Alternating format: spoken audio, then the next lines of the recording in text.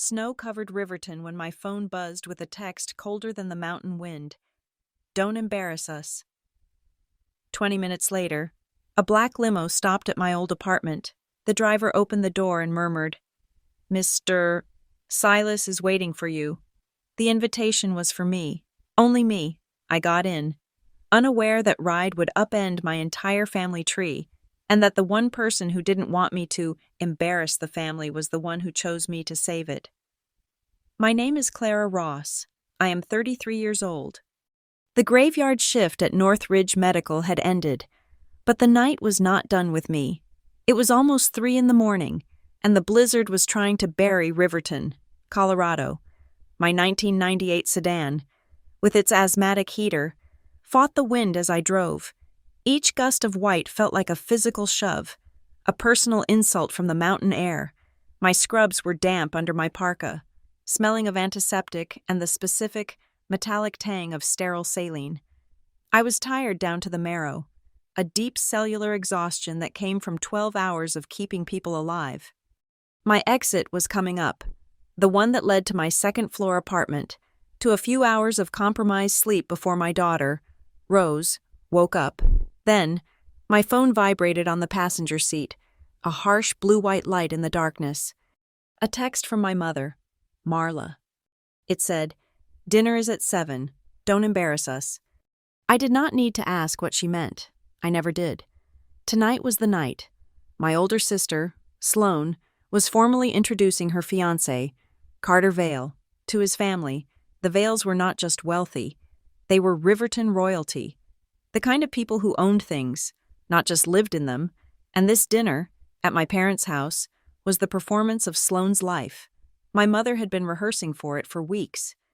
"Don't embarrass us." The words landed like tiny cold needles. I was not, of course, invited to sit at the table. My presence was not required in the dining room. My presence was required in the kitchen, where I had been instructed to arrive no later than noon to prepare a full 7-course meal for 12 people. I was the help, the unpaid, invisible, familial caterer. A second vibration. This time, my father, Dale. His text read, "Marla says you're handling the food. Make sure you pick up a good gift for Sloane. Something from the Vale Registry. They'll be looking." I glanced at my gas gauge. The needle was hovering just above my bank account, checked on my break 3 hours ago, contained $243.16. The cheapest item on the Vale Registry was a set of $600 apiece crystal water goblets. The demand was so absurd, so completely disconnected from my reality, that a bubble of cold laughter rose in my throat. I swallowed it. Laughing felt dangerous. I thought of my daughter, Rose. She was 5. Rose was my entire world, the axis on which my life spun. She was brilliant and specific and loved trains with a devotion that bordered on theological. She could tell you the difference between a Mikado and a Pacific-type steam locomotive. She also had sensory processing needs that the world, and especially my family, refused to understand. The seams in her socks felt like fire. Loud. Sudden noises felt like a physical blow. My family called her difficult. My mother called her a problem to be managed. My protection of her was absolute. It was the one non-negotiable thing in my life. I had built a fortress of love and routine around her, and I would burn down anyone, family or not, who tried to breach it with their judgment or their cruelty. Every extra shift I took, every time I swallowed Marla's venom, every time I cooked a meal I was not allowed to eat, it was to keep Rose's world stable. It was to pay for her occupational therapist, to afford the special seamless socks, to keep our small, quiet apartment a sanctuary where she could just be. But the cost was high. The memories of my exploitation were piled high, thick and heavy like the snowdrifts accumulating on the side of the road. There was Sloane's 21st birthday, where I'd baked and decorated a 3-tier cake, only to be told to use the service entrance when I delivered it. There was the Thanksgiving, 2 years ago, when I'd roasted the turkey and made 9 side dishes, and Dale had forgotten to save me a plate, so I ate a cold-cut sandwich in my car. There was every single time they'd called me for emergency babysitting, which was never an emergency, but a last-minute date night for Sloan, or a golf game for Dale. My labor was a utility they expected to be on, like water or electricity. And now this, don't embarrass us, cook our feast, buy us a gift we know you cannot afford, and do it with a smile, you ungrateful girl. The sedan's engine sputtered as I turned onto my street, the tires crunching on the unplowed snow. I pulled into my usual spot, number 72, under the flickering orange security light of the carport. I killed the engine. The sudden silence was enormous. The only sound was the tick, tick, tick of the cooling engine and the wheezing exhale of the heater fan as it died. I sat in the dark. I looked at my phone, at the 2 blue bubbles of their demands. I did not reply. I just sat. The cold from the windows started to creep in, numbing my face, my hands on the wheel. I closed my eyes. It felt like I was practicing. I was practicing for a word I had never been allowed to use with them. I was practicing how to say no. I was failing. I could feel the yes building, the familiar bitter taste of capitulation. I would do it. I would sleep for 2 hours, drop Rose at my neighbor's, go to the store, put the groceries on my one remaining credit card, and I would cook. I would cook until my back screamed, and then I would go home and pretend I did not exist. That was the plan. And then, a pair of headlights, bright and clean, sliced through the falling snow. They were high beams, steady and white, not the yellowed, flickering lights of my neighbor's cars. They swept across my dashboard and then stopped, angled perfectly, blocking the only exit from the carport. A car door opened and closed, the sound muffled by the blizzard. A tall figure emerged from the snow. It was a man, but he was dressed in a way that made no sense for my apartment complex. He wore a long, dark overcoat and a proper driver's cap. He moved with purpose, his black, polished shoes leaving deep, precise prints in the fresh snow. He walked directly to my car. I froze. My hand went to the door lock, which had been broken since August. My nurse brain cataloged exits and weapons, keys between the fingers, scalpel in my bag. He stopped about 3 feet from my driver's side window. He was not threatening. He was just there. He bent slightly at the waist, a gesture of politeness that was so out of place it was terrifying. He did not tap on the glass. He simply waited for me to acknowledge him. I rolled the window down an inch. The frozen air hit my face. "Can I help you?" My voice was a croak. "Clara Ross?" he asked. His voice was low and professional, with no discernible accent. He knew my name. "Yes?" "This is for you." He produced a large, cream-colored envelope from inside his coat. It was thick. He slipped it through the gap in my window. My fingers, numb and clumsy in my thin gloves, fumbled for it. "Thank you," I murmured. He nodded once, a crisp, military motion. "Mr. Silas is waiting for you." Then he turned and walked back to the car. It was not a car. It was a limousine. A long, black, impossibly clean stretch limousine, its engine purring with a sound so quiet it was more of a vibration in the ground than a noise. I stared at the envelope. It felt heavy, made of thick, expensive cardstock. My name, Clara Ross, was written on the front in a strong, slanted script of black ink. There was no address, no stamp. In the bottom right corner, there was a wax seal. I ran my thumb over it. It was a deep, burgundy red. Pressed into the wax was a single, ornate letter S, surrounded by a complex crest, and beneath it, a name I had only ever heard whispered as a curse. Bramwell. My blood went cold, colder than the blizzard. Bramwell. That was my mother's maiden name, the name of the family she had fled, the name of the grandfather I had been told, in no uncertain terms, was dead. "He died to us, Clara," Marla had snapped once, when I was 12 and had found an old, faded photograph of a man with a severe face standing by a train.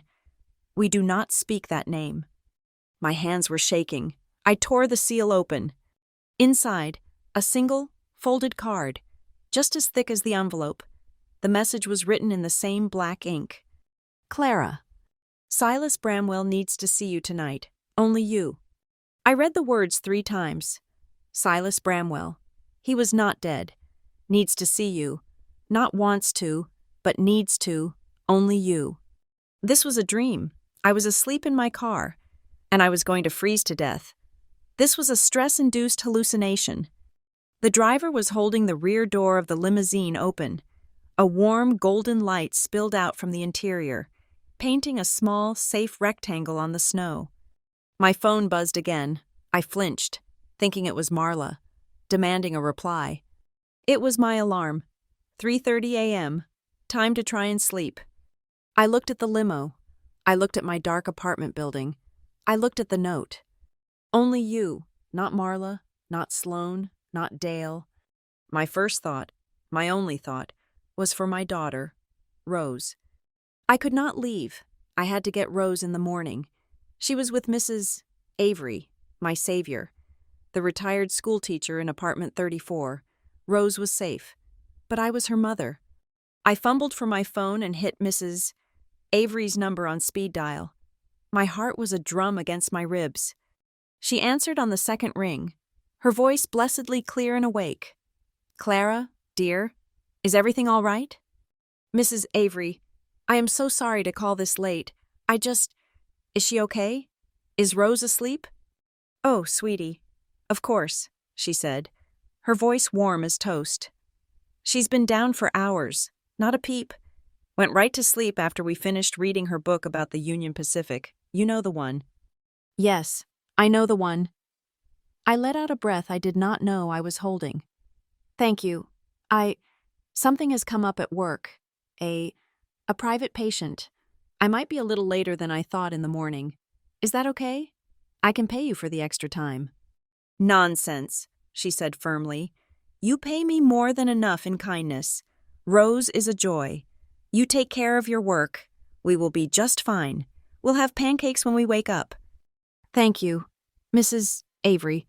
I don't know what I'd do without you. You'd do just fine, but you don't have to, she said. Now go. You sound tired. I hung up. Rose was safe. Rose was sleeping, dreaming of steam engines. I looked at the texts from my family. Don't embarrass us. I looked at the invitation from a dead man. Only you. My family wanted me to be invisible.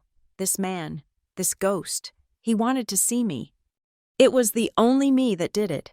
The exclusivity of it. The fact that for the first time in my 33 years, someone was extending an invitation that did not include my sister, did not include my parents, and was not asking me to work. I opened my car door. The cold air was a slap, but I felt a strange, hot wire of adrenaline in my chest. I walked past the driver, my cheap, worn-out boots sinking into the snow. I stopped at the open door of the limousine. The interior was all soft leather and polished wood, and it smelled faintly of cedar and old money. I turned back to the driver.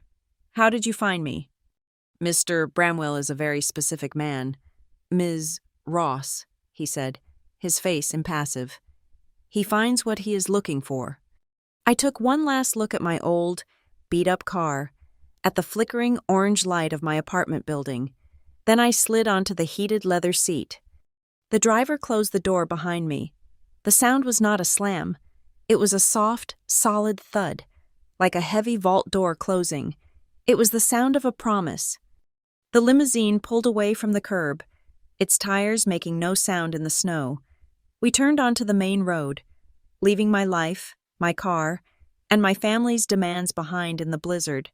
I did not know where I was going, but for the first time in a very long time, I felt like I was moving in the right direction. The limousine moved through the blizzard with an insulated silence that was more unnerving than the storm. There was no radio, no GPS voice, just the faint, rhythmic shush of the tires on the unplowed roads. I sat on the heated leather, the thick envelope still in my hand, my mind a complete blank. I was a nurse, trained to assess, plan, implement, and evaluate. But for this, I had no framework. The drive was not long, maybe 15 minutes. We left the grid of numbered streets and aging apartment complexes and entered a neighborhood I did not know existed. The roads were winding, cleared of snow, and flanked by old-growth pines that stood like sentinels. We pulled into a long, circular driveway. The house was not a modern glass box like the ones the Vales built. It was stone and dark timber and ivy, a sprawling, two-story manor that looked as if it had grown from the mountain itself, permanent and unbothered. The sign by the gate, partially obscured by snow, read, "The Brighton House." The driver opened my door. "We are here, Ms. Ross." A woman I had never seen, dressed in a simple, practical black dress, was waiting inside the open doorway. Warm light spilled out onto the stone steps. She did not look surprised to see a woman in rumpled green scrubs arriving in a limousine at 4 a.m. She simply smiled, took my damp, threadbare parka, and said, "Mr. Bramwell is waiting for you in the library. This way, please." She led me down a hall floored in slate. The smell hit me first, not the stale, recirculated air of the hospital or the faint scent of mildew in my apartment. This was the smell of old books, cured wood smoke, and a sharp, clean trace of cedar. She opened a set of tall, dark wood doors, and there he was. The room was vast, lined floor to ceiling with books. At the far end, a fireplace large enough for me to stand in was blazing, casting a pool of golden light. A man stood by it, not facing the fire, but facing the door, waiting for me. My mother had told me he was dead, even if she had lied. I had pictured a frail old invalid, a shrunken figure in a wheelchair. The man by the fire was not frail. He was tall, with a full head of thick, silver-white hair, and he wore a dark cashmere sweater and gray flannel trousers. He was perhaps in his late 70s, but he stood with the posture of a man half his age. His face was all angles and intelligence, but it was his eyes that held me. They were not the faded, watery blue of the elderly. They were a sharp, clear, piercing gray, and they were looking right at me. Not at me, but into me. "Clara." His voice was the second shock. It was not the thin quaver of an old man. It was deep, resonant, and carried the easy, old-world authority of the upper class. But beneath the polish, there was a warmth, a texture of kindness I had never heard directed at me. "Thank you for coming. I know the hour is barbaric." I just nodded. My tongue was stuck to the roof of my mouth. What was the protocol for greeting the grandfather you were told was dead? "Please," he said, gesturing to a pair of deep leather armchairs near the fire. "Sit. You must be cold." I sat. He sat opposite me. Between us was a low, heavy coffee table of dark, polished marble. On it sat a single object, a wooden box. It looked ancient, made of a dark, reddish wood, and it was polished to a high gleam. "I have a great deal to apologize for," Silas Bramwell said, his voice quiet, all the public authority gone, leaving only the grandfather. "And much to explain. I think it is best if I start here." He slid the box across the marble. It made a soft, hissing sound. "Open it." My hands were shaking. I was still wearing my thin gloves, and I fumbled as I lifted the heavy lid. It was full. It was packed with cream-colored envelopes, identical to the one the driver had given me. My name was on every single one, written in that same strong black script, Clara Ross. "I wrote to you every year. Clara," he said, his voice soft. "For your birthday, from the day you were born until this past October. 33 letters. My breath caught. I pulled one out. The envelope was dated for my 5th birthday. I pulled out another. My 16th, another, my 21st. I looked closer. They all had postmarks. They were not just written, they were sent. A memory, sharp and bitter, flooded me. My 16th birthday. I had asked for a small party with friends from school. Marla had sighed, a theatrical, put-upon sound, and said it was too expensive. My sister, Sloane, had gotten a new red convertible for her 16th birthday. I had been ordered to help wash and wax it. That had been my party. I never got these, I whispered, my voice sounding small in the big room. No, he said, his face hardening just slightly. You did not. He pointed a long, elegant finger at the postmarks. They were delivered. They all arrived at the house on Hemlock Drive. They just never found their way into your hands. The return address on the back was just a post office box number. He had been careful, but it had not been enough. Someone had stood at that mailbox, day after day, year after year. Someone had seen his handwriting, seen the postmark, and had taken them, hidden them, destroyed them. My mother. It had to be. There is more, Silas said, interrupting my cold, sick realization. I looked back into the box, tucked between the bundles of letters. I saw them, off-white, serious-looking documents. They were checks. I pulled one out. It was folded inside a matching envelope. It was from the year I graduated high school. A cashier's check, made out to Clara Ross, for $10,000. The memo line read, "For your education, you'll be a fine nurse." Tears, hot and angry, sprang to my eyes. I blinked them back. Tucked in the envelope with it was the original, outer envelope. It was stamped with a harsh, red ink block. Return to sender. Addressee moved. Unable to forward. Another memory. Me, 21, crying at our small kitchen table. The financial aid forms for the RN program spread out. The numbers would not add up. Community college is fine, Clara, Marla had said, not even looking up from her magazine. If you're so desperate to be a nurse, you'll find a way. We can't afford your dreams. God knows we have Sloans to pay for. I didn't move, I said. The words numb, brittle. I lived in that house until I was 22. I never moved. I know, Silas said, his voice grim.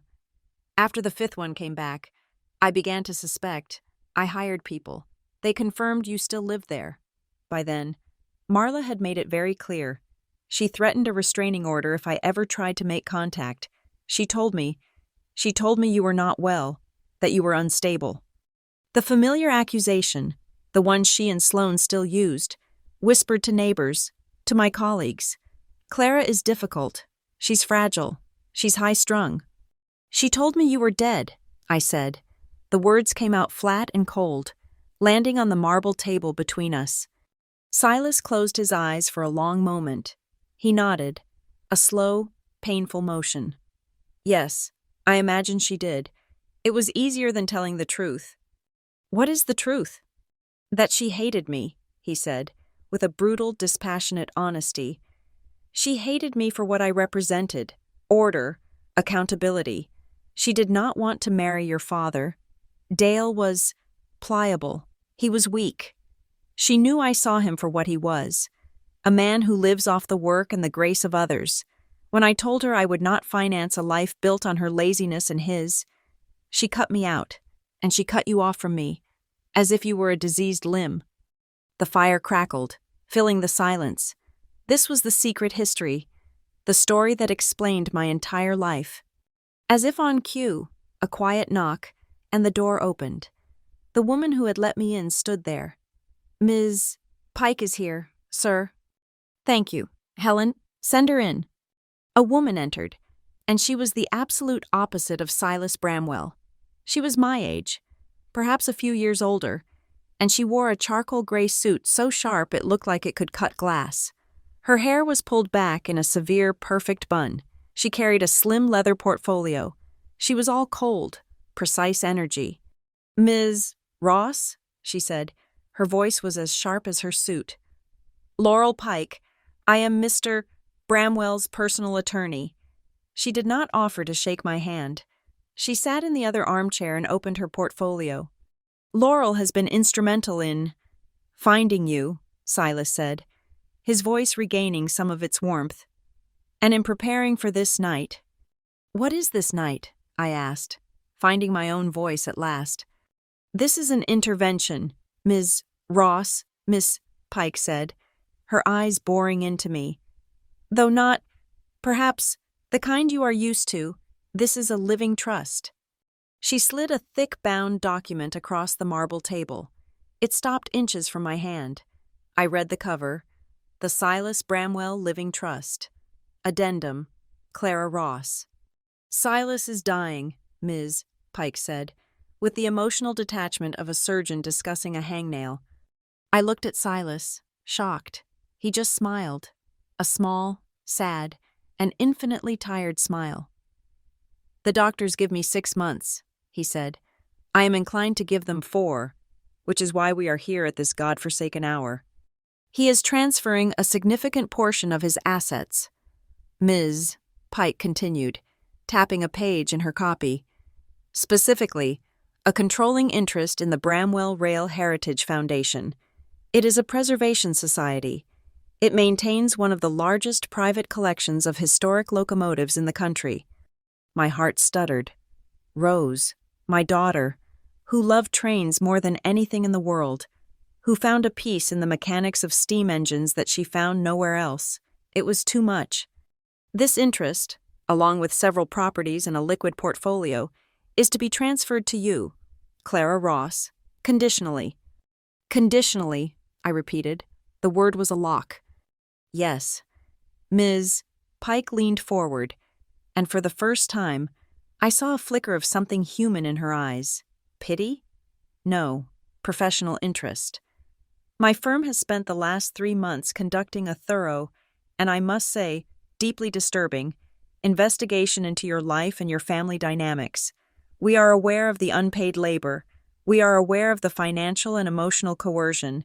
We have a full accounting of the last 5 years of your sister's parties, which you seem to have single-handedly catered and provisioned. I felt sick. They had been watching, all those nights I'd driven home, crying from exhaustion and humiliation. They knew. Silas was very clear, she said, her voice softening by a fraction. He is not interested in funding your family's lifestyle. He is interested in you, and in your daughter, Rose. The trust, Silas cut in, leaning forward, is simple. Clara, it activates when you do. Ms. Pike turned a page. The core condition is this. The assets will be transferred to your control, in full. The moment you establish and legally enforce a boundary against the systemic abuse from Marla Ross, Dale Ross, and Sloane Ross. My head was spinning. What does that mean? It means, Ms. Pike said, her voice sharp again, you must cease all unpaid labor.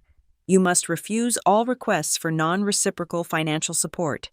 You must, in short, protect your own welfare and the welfare of your child, Rose, as diligently as you protect your patients at North Ridge. You must stop setting yourself on fire to keep them warm. This was insane. It was a test, a crazy rich man's game. You're asking me to divorce my family, I said. No, Silas said, his voice firm. I am asking you to stop letting them abuse you. I am providing you with the armor to do it. This isn't a weapon to hurt them. Clara, it is a shield for you. If you fail to set these boundaries, Ms. Pike stated, the entire trust defaults to a state charity. You get nothing. If you use the funds to support them, you are in breach of contract. This is not a windfall. Ms. Ross, this is a choice. I looked at the box of letters, 33 years of stolen affection. I looked at the returned checks, a future they had taken from me, forcing me into a life of debt and desperation. And I thought of the text message, still sitting on my phone in the limo. Don't embarrass us. What do you need me to do? I asked. Ms. Pike slid a single page over with a heavy, expensive-looking fountain pen. Tonight, this is only an acknowledgement. It states that you have received this document, that you have been read the terms, and that you accept temporary conditional management of certain assets, pending your final decision. I am a nurse. I read charts. I read the fine print. I was looking for the trap. What are the conditional assets? A stipend, effective immediately, to cover your living expenses and any childcare you may need, enough to allow you to cut your hours at the hospital, if you so choose, Silas said. And Ms. Pike's services, pro bono, for you. I looked at the pen. I was only signing an acknowledgement, I was not agreeing. I was just opening the next door. My hand was steady. I wrote my name, Clara Ross. Ms. Pike took the paper, blotted the signature with a small, antique-looking rocker, and placed it neatly in her portfolio. Good.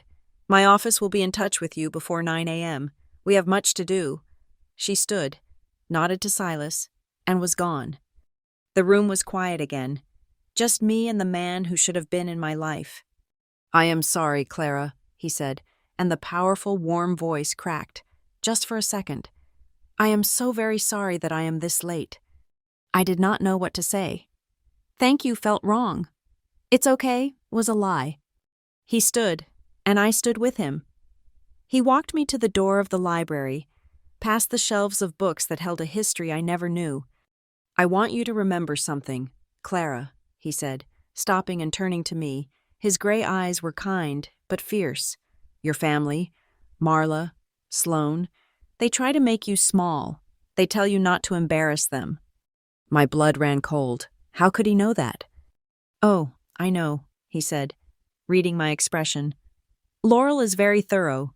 They demand you bow your head, so they do not have to strain their necks looking up at you. Do not let anyone make you bow.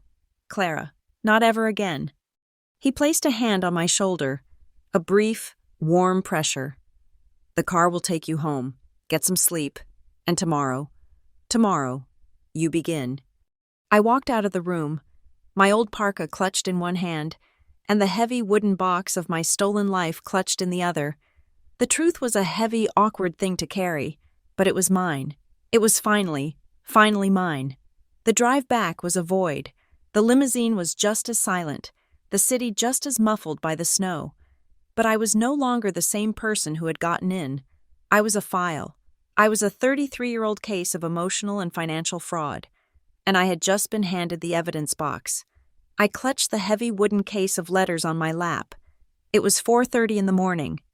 The driver, as impassive as ever, saw me to my apartment door. He did not ask for the box. It was mine. He simply tipped his cap and said, Ms.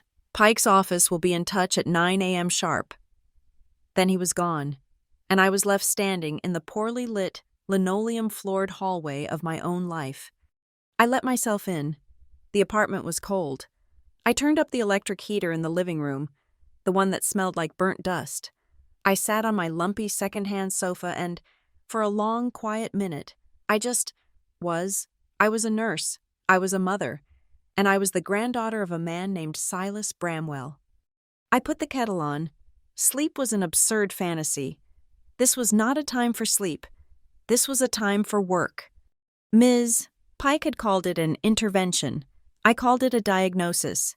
The disease was my family. The treatment was surgery.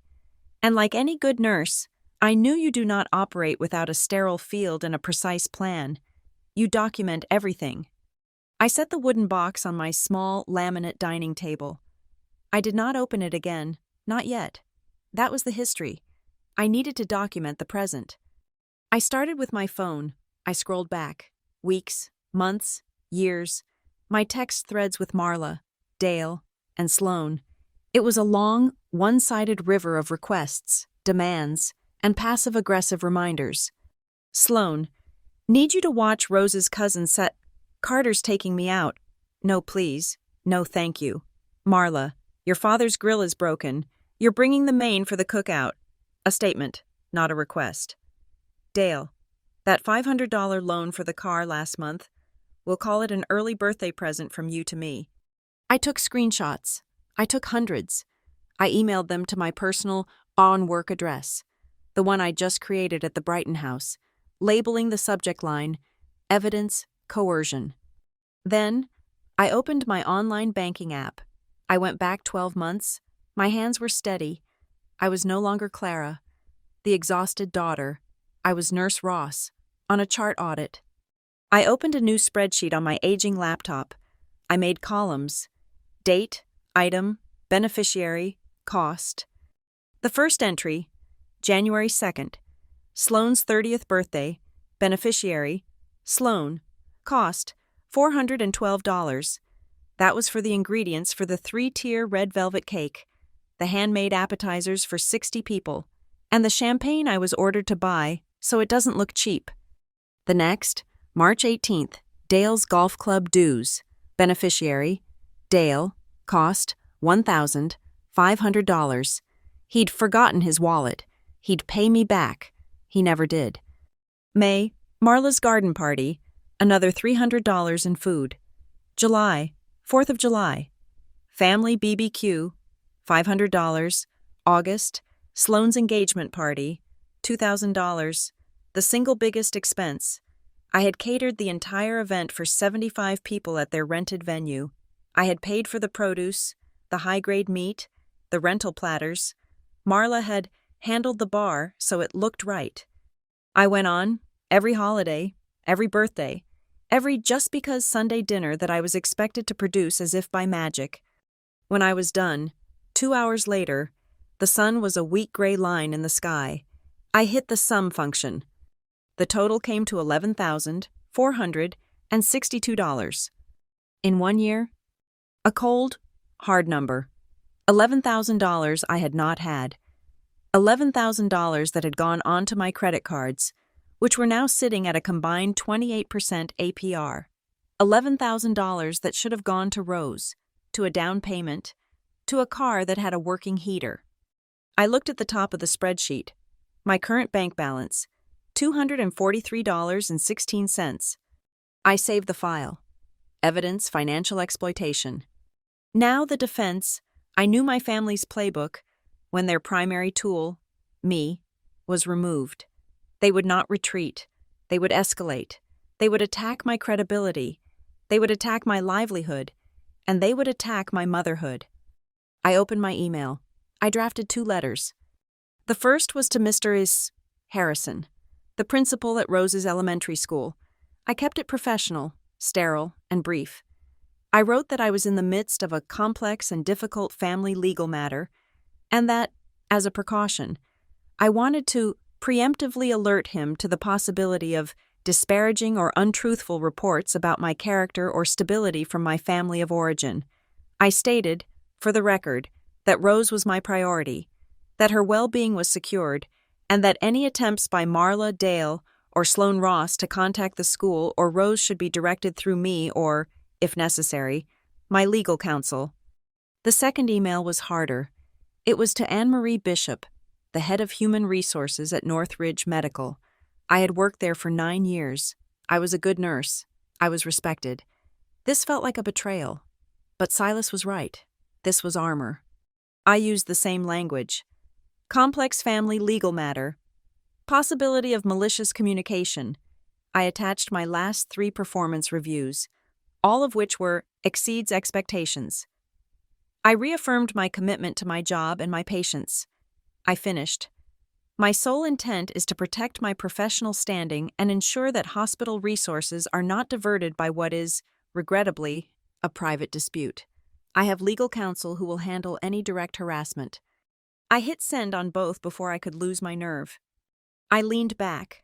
The adrenaline from the night was fading, replaced by a bone-deep, hollow-socket exhaustion. I had just declared war. My phone buzzed on the table.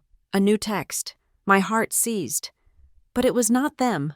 It was Tamika, the charge nurse from my unit. Tamika, you alive? You look like death warmed over when you clocked out. Need me to grab Rose for a few hours? Tamika was my work wife, a force of nature who ran our 30-bed med-surg floor with an iron will and a deep, booming laugh. She had seen me cry in the supply closet more than once. I texted back, "You have no idea. Things are complicated. It's my family, the big dinner for Sloane." Her reply was instant. Complicated equals there being monsters and you're supposed to cook for 12, right? Tamika, I'm serious. Clara, the girl's on night shift. We've been talking. We're starting a childcare pool. You're in. First slot. No charge. You need a break. You need to sleep. And Rose is always welcome. We protect our own. Tears, hot and sudden, filled my eyes. We protect our own. It was a phrase my family had never understood. Thank you, T. I might need to take you up on that, but I have to do something first. Tamika. Go get him, and text me if you need backup. I'm not afraid of your mom. I smiled. It was the first real smile I could not remember. I was not alone. I stood up and walked to the small, cracked mirror by my front door. I looked at the woman staring back. Her eyes were red-rimmed with exhaustion, her skin pale, her hair a mess. She looked defeated. I will not be cooking, I said to her. My voice was a whisper, rough with disuse. And I will not be attending. I said it again, louder. I will not be cooking, and I will not be attending. It felt like a foreign language. It felt like a prayer. It felt like a curse. I said it one more time, and my voice was flat, clear, and cold. It was the voice I used to call a time of death. I will not be cooking, and I will not be attending. My phone began to ring. It was 7 a.m., Marla. I watched the screen vibrate, her name flashing. Mom. It rang, and rang, and rang. Then it stopped. A new text appeared. Marla. Clara, I'm at the store. Did you want me to get the extra large olives or the regular? Call me. The casual assumption, the absolute certainty that I would be there. Then, 5 minutes later, Marla. Clara? You need to get over here. The Vales are sending flowers. I need you to arrange them. I remained silent. 10 minutes. Marla. This is not funny. You're ruining Sloane's day. The family needs you. Call me. 30 minutes. A new text. Sloane. Seriously. Clara? Mom is spinning out. I just need this one night to be perfect. Is that so much to ask? The Vales are going to be here. An hour. My phone rang again. Dad, I let it go to voicemail. A text from him appeared. Dale. Marla is hysterical. Just get over here and do the food. Just this once. We need the filet, the garlic potatoes, the asparagus, and that chocolate thing you do. A menu. He had sent me a menu. I held the phone. My thumb hovered over the reply button. This was the moment. The shield was up. The choice was made. I typed one sentence. I am not doing unpaid labor. I hit send. The response was immediate. It was so fast, it was as if all three of them were in the same room, waiting. A wall of texts. Marla. What did you just say to me? Sloane. Unpaid labor? We're your family. Dale. Don't be a smartass. Get over here. Marla. After everything we've done for you? We've helped you so much with Rose. Ah, there it was. The ace.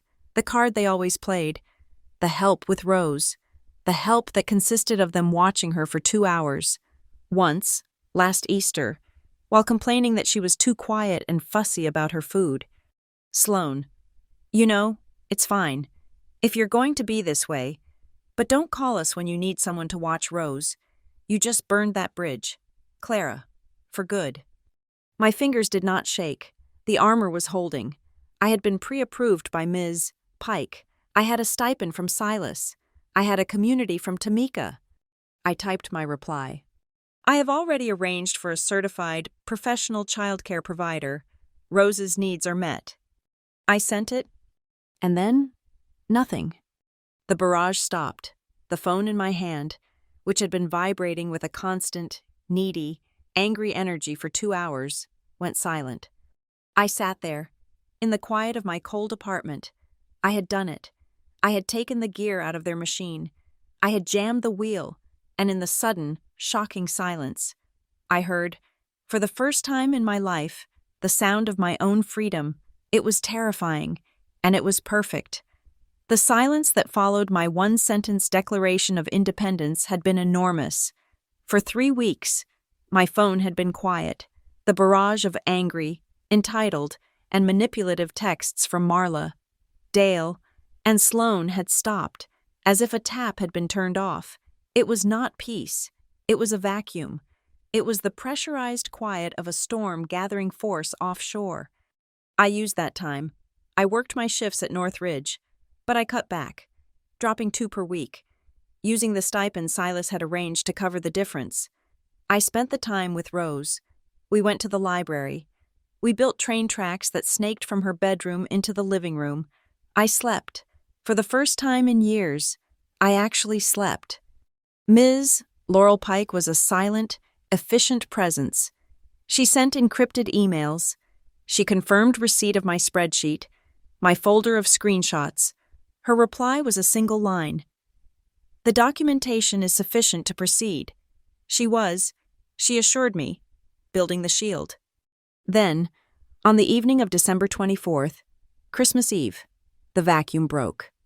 It was 7 o'clock. Rose was already in her pajamas, meticulously lining up her wooden train cars on the windowsill, giving them a night view of the falling snow. I was in my oldest, softest sweats, drinking tea, wondering if this quiet was the new normal. A set of bright, white headlights sliced through the curtains. I froze. Rose did not look up. "The snowplow is here," she said, narrating her world. But it was not the snowplow. It was the same long, black, impossibly clean limousine. I went to the window and pulled back the curtain. Just an inch. The same driver, in the same dark overcoat, was walking up the shoveled path to my door. I met him in the hallway. He was holding a large, square envelope, as thick as a book. It was deep forest green, embossed with the gold Bramwell crest. "Mr. Silas sends his compliments. Ms. Ross," the driver said. He handed me the envelope. "He requests your presence at your earliest convenience. The vehicle will wait." I took the envelope. It was heavy. "My earliest convenience?" He said, and I quote, "preferably before the appetizers get cold." I went back inside and locked the door. Rose was now making quiet, chuffing sounds. "Is the man gone?" "Not yet, sweetie." I tore the heavy seal. The invitation inside was a masterpiece of engraving. It was not a request. It was a command. Wrapped in velvet. "The board of the Brighton Springs Conservatory requests the pleasure of your company. The Winter Gala, 8 o'clock. And at the bottom, beneath the RSVP line, handwritten in Silas's strong black ink, "Clara Ross." Tucked beside it was a smaller folded card. "Clara, this is not a request. It is a necessary next step. Your +1 is non-transferable. I trust you understand the terms. Silas." I understood completely. This was the next part of the test. The core condition. Protect the welfare of Rose. My family saw Rose as an accessory to be managed, a burden to be shamed. Silas was telling me to bring her, not in spite of her needs, but because of them. He was telling me to present her to the world, not as a problem, but as my +1. "Rose," I said, my voice suddenly very steady, "how would you like to put on your nice dress? We're going to a party." She looked up, her eyes wide with suspicion. "Is it a loud party?" "I don't know," I said honestly, pulling out the velvet dress Mrs. Avery had found for her at a thrift store. "But if it is, you have your headphones, and I promise, we can leave the second you want to." "Will there be trains?" "It's a party with Grandpa Silas, baby. I bet there will be trains." 30 minutes later, we walked out of the apartment building. I was wearing the only non-scrub item I owned that was not stained. A simple, black wool dress I had bought for a nursing conference 3 years ago. I had my good winter coat on. Rose was bundled in her red coat, her earmuffs in her pocket, her hand in mine. The driver held the door. He did not blink at Rose. He simply said, "Good evening, young Ms. Ross." Rose, who rarely spoke to strangers, looked at his shiny black shoes and said, "You are driving a long car. It has 10 wheels." The driver smiled, a real, crinkling smile. "It does indeed, and the suspension is excellent." The Brighton Springs Conservatory was not a building. It was a jewel box of glass and steel dropped into the middle of a snowy forest. Lights glittered from every surface, reflected in the floor-to-ceiling windows, making the blizzard outside look like a staged backdrop. The driveway was clogged with cars whose value exceeded my lifetime earnings. I took Rose's hand. "Okay, we're going in. Remember the plan. You hold my hand, and you tell me if the noise gets too big." She nodded, her face serious. The moment we stepped inside, the noise hit us. It was not music, it was the sound of 150 wealthy people all talking at once. It was a roar of privilege, punctuated by high-pitched, braying laughter and the clinking of glasses. The air was thick with pine and competing, expensive perfumes. And then I saw the train. It was not a small model. In the center of the vast, glass-domed atrium, a massive G-scale locomotive exhibit was running. It was a perfect, scaled-down replica of a Bramwell steam engine. Pulling passenger cars through a miniature, snowy Riverton, it let out puffs of real, odorless steam, and its small brass bell rang with a clear, perfect tone. Rose stopped. She let go of my hand. She was mesmerized. She walked, as if in a trance, toward the velvet rope. She did not see the women in silk dresses or the men in tuxedos. She saw only the engine. "Mommy," she whispered, her voice full of an awe I had only ever heard her use for trains. "It's a K-27, it's a Mikado, but the tender is wrong.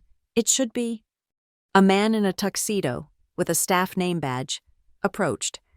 "Good evening, Miss—" I tensed, ready to pull her back, ready for the "please control your child" look. Rose looked up at him, her sensory processing needs momentarily eclipsed by her expertise. "The tender is for a C-19, she said, not as a complaint, but as a fact. It's the wrong one for this engine." The man's eyebrows shot up. He knelt, getting on her level, ignoring me entirely. "Well, I'll be," he said. "You're right. That's exactly what Mr. Bramwell told us. He said a very important locomotive expert was attending tonight, and that we weren't to worry. She would spot it." Tears, hot and immediate, flooded my eyes. "You must be the expert," the man said to Rose, with a grave, serious face. "I am," Rose said, puffing up with pride. "My name is Rose." "Well, Rose, Mr. Bramwell left instructions. This is for you." He unclipped the velvet rope, reached into the display, and picked up a small, perfectly detailed model of a train conductor. "He said you might like to have this." Rose took it, and in that moment, I would have died for Silas Bramwell. "Clara?" The voice was a shard of ice down my back. I turned, shielding Rose with my body instinctively. Sloane. She was poured into a dress the color of a new penny, metallic and unforgiving. Her hair was swept up in a complicated, painful-looking arrangement. Beside her, looking uncomfortable and assessing, was her fiancé, Carter Vale. "Sloane," I said. My voice was flat. "What on earth are you doing here?" she hissed. She was smiling, but her eyes were slits. Her gaze flickered to Rose, then back to me, taking in my simple black dress with a look of profound disappointment. "Is this a joke?"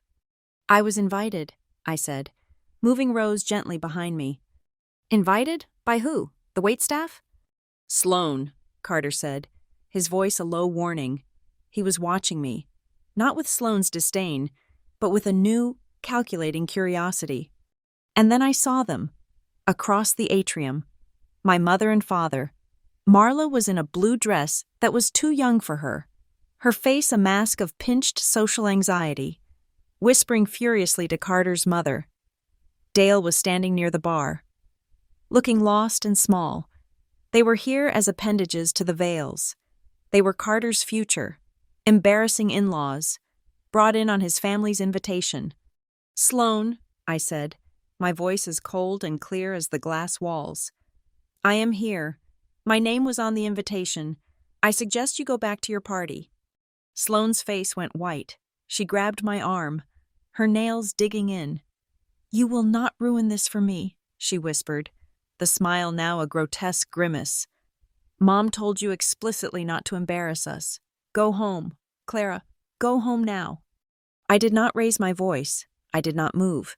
I just looked at her hand on my arm until she let go, as if my dress had burned her. "I am not here to embarrass you. Sloane," I said, "I am here on my own business." "Your business?" she spat. What business could you— Ladies and gentlemen, if I could have your attention. A man's voice, amplified by a microphone, boomed through the atrium.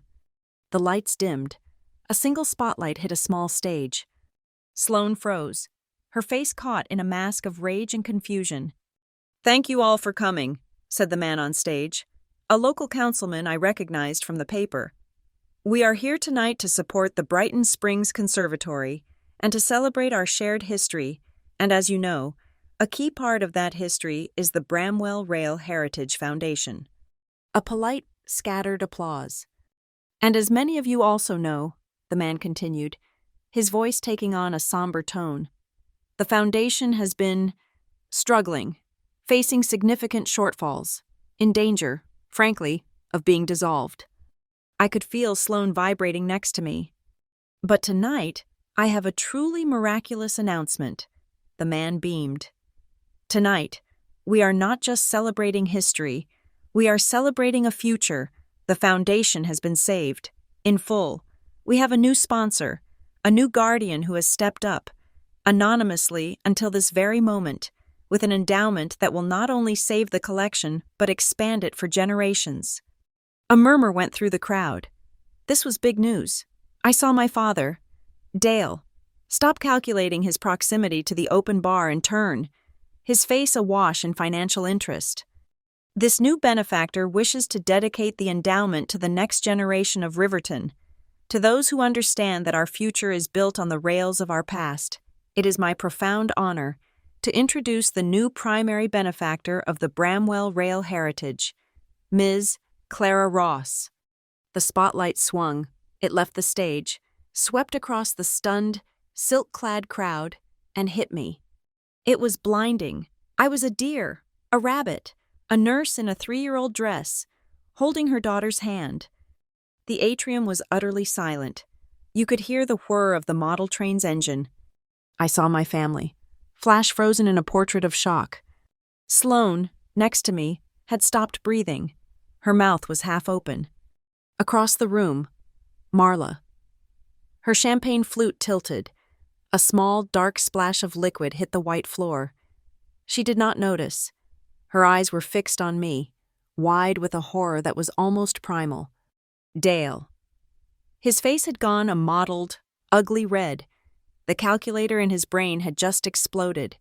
He was looking at me, then at the veils, then back at me, as if trying to solve an equation that had suddenly, impossibly changed.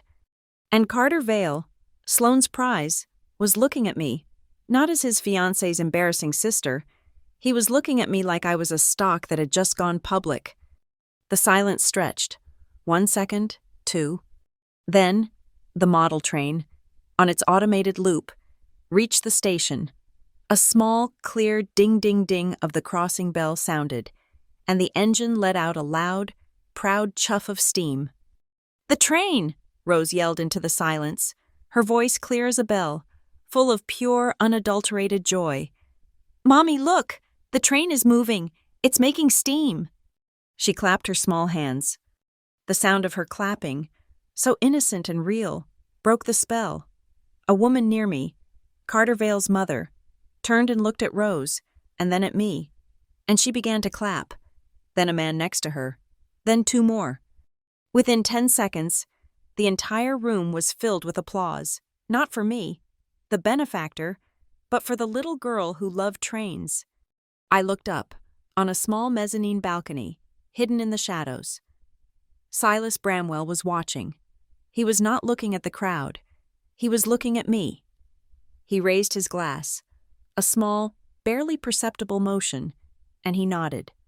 I understood. He had not just given me a shield. He had given me a sword. He had just walked me into the center of their world, in front of everyone they had ever wanted to impress, and he had put his name, his power, and his money on my side. He had just told all of Riverton, "She is mine, she is a Bramwell, and you will not embarrass her, ever again." The applause was a sudden, unnatural wave of sound. Rose, who hated loud noises, was paradoxically thrilled. She was clapping because the train had made noise, and now the people were making noise, and it was all part of the same, exciting event. She was oblivious to the subtext, to the current of shock that had frozen the room. But I was not. I saw it all. I saw Sloane, her face a pale, furious mask, her hand gripping Carter Vale's arm so tightly her knuckles were white. I saw Carter, who was no longer looking at Sloane, but at me. His gaze sharp, calculating, and suddenly, appallingly, interested. And I saw Marla and Dale. They were across the atrium, frozen in a tableau of social horror.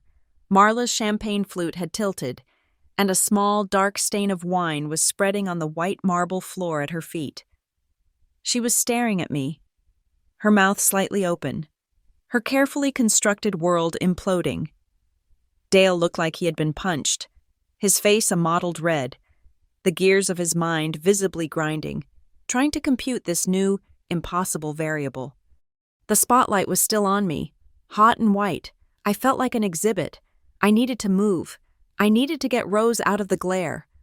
I scooped Rose up. "That was so loud." "Sweetie," I murmured into her hair. "Let's go find a quiet corner. You were so good." As if I had summoned her. The same staff member who had given Rose the conductor figurine appeared at my side. He was smiling, his face a mask of professional calm. "Ms. Ross, an excellent announcement. Ms. Pike wondered if you might join her for a moment. She is in the conservatory library, just through this archway."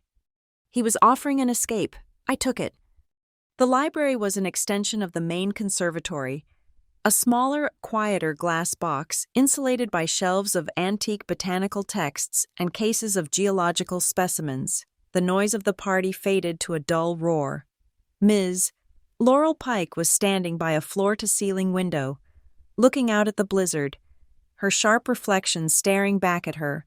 The only light came from the gala, casting a cold blue glow over the room. On a heavy glass table in front of her, she had a new, slim black leather portfolio. "You handled the spotlight better than I expected," she said, without turning. It was not a compliment. It was an assessment. "I didn't expect a spotlight," I said, my voice shaking. I set Rose down, and she immediately gravitated toward a display of quartz crystals. "Silas? He didn't tell me he was going to do that." "He was not announcing it to you," Pike said, finally turning. Her face was all business. "He was announcing it to them, to Riverton, to the Vales, and to your family." She tapped the new portfolio. "And you, Miss Ross, just met the first condition of the trust." "What condition?" "The boundary. By showing up tonight, by accepting the invitation he sent only to you, by bringing your daughter, and by standing in that spotlight instead of running, you made a public declaration. You chose his invitation over their shame. That was the minimum requirement. As of 10 minutes ago, the revised trust is provisionally active." She opened the portfolio. The poker game had begun. She slid the first card across the glass. Card 1. The immediate assets. The deed to number 4 Lily Path, in the Brighton Cottages. It is a small, 2-bedroom home. It is now yours, free and clear. The property taxes are endowed for the next 50 years. My breath hitched. A house, not an apartment, not a rental, a home, a place with a door I could lock. A key Marla would never have. Card 2. The Rose Ross Educational Fund. It is an irrevocable trust, established this morning, managed by my firm. It is fully funded to cover all of her educational and therapeutic needs for the remainder of her life. "No one," she said, her eyes pinning me. "Not you, not Mr. Bramwell, not me, can touch the principal. It is only for her. It is safe." I had to sit down. I sank into a hard, modern chair, my legs giving way. I pulled Rose, who was now examining a piece of amethyst, into my lap. She smelled like soap and the faint, sweet scent of the party's air. "Card 3, Ms. Pike said, her voice relentless. "The Bramwell Rail Heritage. You are not being given the shares. You are being given the option to earn them." She explained, It was not a handout. It was a job. For every 500 hours of verified community care I facilitated, volunteering at the hospital's free clinic, establishing a sensory-friendly program at the Rail Museum, or working with the county's Special Needs Advocacy Board, a new block of shares would vest in my name. Silas is not giving you wealth, Pike said. He is giving you leverage. He is giving you a new kind of work. Your family's currency is appearances. His is tangible action. He has just replaced their game with his. She closed that side of the portfolio. Which brings us, she said, her voice dropping a fraction of a degree, to the evidence. She opened the other side of the portfolio. This file was different. It was thin, spiral-bound, and had a cheap-looking cover. It was a private investigator's report. The letters, she said, the 33 letters Mr. Bramwell sent you, the returned checks. She flipped a page and laid out a map. It showed my childhood home on Hemlock Drive. It showed the local post office distribution hub, 2 miles away. Your grandfather was discreet. He used a private post office box for his return address, but it was consistent, and for a period of 8 years, from the time you were 12 until you were 20, someone with access to your home's mail delivery filed a vacation hold and divert request, not for all mail, just for anything from that specific PO box. It was routed to the main hub for pickup. How? I whispered. It was easy back then, she said. Before the digital systems were fully integrated, a simple form, we pulled the signature. It matches your father's, Dale. Dale, weak, pliable. Complicit. Dale. But he was not the one picking it up. She turned the page. It was a photograph, a grainy, black and white, time-stamped image from an overhead security camera. The date was from the early 2000s. It was aimed at a post office counter. This, she said, tapping the image, is the individual who signed for and collected the held mail for your address, twice a month, for 8 years. The figure was blurry, a woman in a coat, her hair in a style I remembered from my childhood. She was turned slightly, but I knew that posture. I knew the slope of those shoulders. The investigator's conclusion, Pike said, her voice a monotone, is that the individual bears a 90% plus probability match to Marla Ross. She laid down the final card, a new photo. This one was from the parking lot, time-stamped 5 minutes after the first. The woman, Marla, my mother, was standing next to her car. She was holding a bundle of letters, and she was ripping them into small, meticulous pieces before letting them snow into a public trash can. My birthday cards, the scholarship checks, the $10,000 check that would have let me go to a real university instead of a community college at night. The letters from the grandfather I thought was dead, ripped up and thrown away in a parking lot. A hot acid bile rose in my throat. I felt sick. This was sordid. It was pathetic. This was not the grand operatic betrayal of a movie. This was a petty, grim, heartbreaking act of destruction. I don't want this, I said, my voice hoarse. I pushed the report away from me. Rose looked up, her brow furrowing at the tension in my voice. I smoothed her hair, my hand shaking. I don't want to use this. I don't want to show this to anyone. It's vile. Good, Ms. Pike said. I looked at her, confused. Good? Yes, good. This is not a weapon for public use, Ms. Ross. This is not for a lawsuit. This is not for revenge. She closed the report. This is a shield for private knowledge. This is for you, so that in the middle of the night, when you are exhausted, and you start to doubt yourself, when you start to think, maybe they weren't so bad, you can look at this. This is the proof that your boundary is not an act of aggression. It is an act of self-defense. I let out a breath I felt I had been holding since I was 12 years old. So what happens now? I asked. They will call. After tonight, they will be hysterical. That, Pike said, is the final piece of business. She pulled a single, crisp sheet of paper from her portfolio. It was on her firm's letterhead. This is not a lawsuit. It is a legal notification, a cease and desist. It is addressed to Marla, Dale, and Sloane Ross. I took it. It was cold, polite, and absolutely terrifying. It informed them that all future communication with me, Clara Ross, must be directed through the offices of Pike and Associates. It referenced, in vague but chilling terms, a documented pattern of financial coercion, interference with private correspondence, and defamatory and libelous communication. It demanded they cease all direct and indirect contact immediately. There is a second clause, I noted, my nurse's eye catching the fine print. Return of property. A standard inclusion, Pike said. It requests the immediate return of any and all personal property borrowed or held by them. In this case, it's mostly a bluff, but a useful one. It makes them question what else we know. Silas wants me to do this? Mr. Bramwell, she said, standing, wants his granddaughter to have a peaceful life. He believes your kindness has been used as a loophole to abuse you. This letter? This is us, closing that loophole. Legally, you are not obligated to sign it, but if you do, my firm will serve it tomorrow morning, Christmas Day. She held out a heavy black fountain pen. Don't embarrass us. That was their last command. This was my first. This was not a betrayal. This was a diagnosis. This was a quarantine. I took the pen. This is an authorization, she said.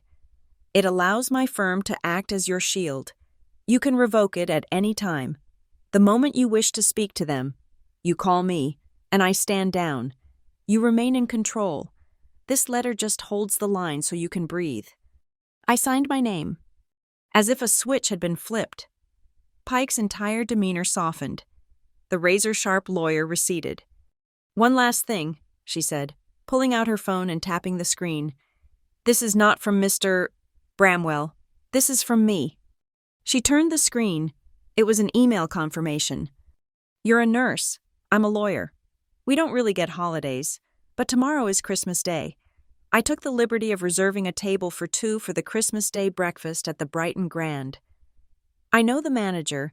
They are holding a quiet table for you, in a private alcove, far from the main buffet. I specified, she said, clearing her throat, that one of the guests was a locomotive enthusiast who preferred soft lighting and minimal noise. I stared at her, the woman who was all contracts and clauses. Rose deserves a beautiful Christmas morning, Pike said, looking away, suddenly embarrassed. And frankly, so do you. The tears I had held back when I saw the report, the rage I had swallowed, the humiliation of the last 33 years, it all dissolved. One hot tear rolled down my cheek. Thank you, I whispered. I stood up, holding Rose, who had fallen asleep against my shoulder, her small hand still clutching the conductor. I felt straight. My entire life, I had been bent into a shape that was accommodating, a human question mark, always twisting to fit the needs of others. Tonight, I felt like a steel rail, cold, solid, and finally, laid straight. We left through a private side door. The limousine was waiting, warm and silent. Across town, in a guest bathroom at the Vale Mansion, Marla Ross was frantic. She was on her 3rd call, cycling through her short list of friends. Diane, you saw her, she was whispering, her voice a high-pitched whine. It's just what I told you. She's unstable. She gets these ideas. That old man, he's manipulating her. She's clearly having a breakdown. On the other end, Diane Vale, Carter's aunt, who had just watched her family's most important charitable foundation be saved, was not convinced. Marla, dear, she said, her voice cool. She looked quite poised to me, and that little girl is a treasure. We must have them over. Now, it's Christmas Eve. I must go. Click. Marla stared at the phone. Diane had hung up on her. She tried the next number, and the next. The responses were the same, polite, distant, cool. The story she had been telling Riverton for 30 years of the difficult, unstable, and ungrateful daughter had just died. It had been murdered by a spotlight, an endowment, and a little girl who loved trains, Marla Ross, for the first time in her life, was holding a phone that no one wanted to answer. The cease and desist, signed by me and notarized by Laurel Pike at 9 p.m. on Christmas Eve, was served by a court processor at 8 a.m. on Christmas morning. It was a cold, procedural, and beautiful act of war. I, on the other hand, was making pancakes. Rose was in her pajamas, her hair a wild tangle, lining up the new, tiny, perfect conductor figurine against her line of wooden trains. The small, furnished cottage at number 4 Lily Path, which Silas had insisted I use while the legalities were sorted, was quiet and warm. The air smelled of cinnamon and coffee, not old linoleum and dust. "Is the fancy breakfast after the at-home breakfast?" Rose asked, a logistical question. "It is," I said. "This is just the appetizer." At 8:02 a.m., my old phone, the one Laurel had instructed me to keep charged, silent, and in a drawer, began to vibrate on the kitchen counter. It buzzed with such a frantic, rat-like energy that it skittered across the granite. I had a new, clean phone for my new life, for Tamika and Mrs. Avery. The old phone was now just an evidence trap. I let it buzz. I flipped a pancake.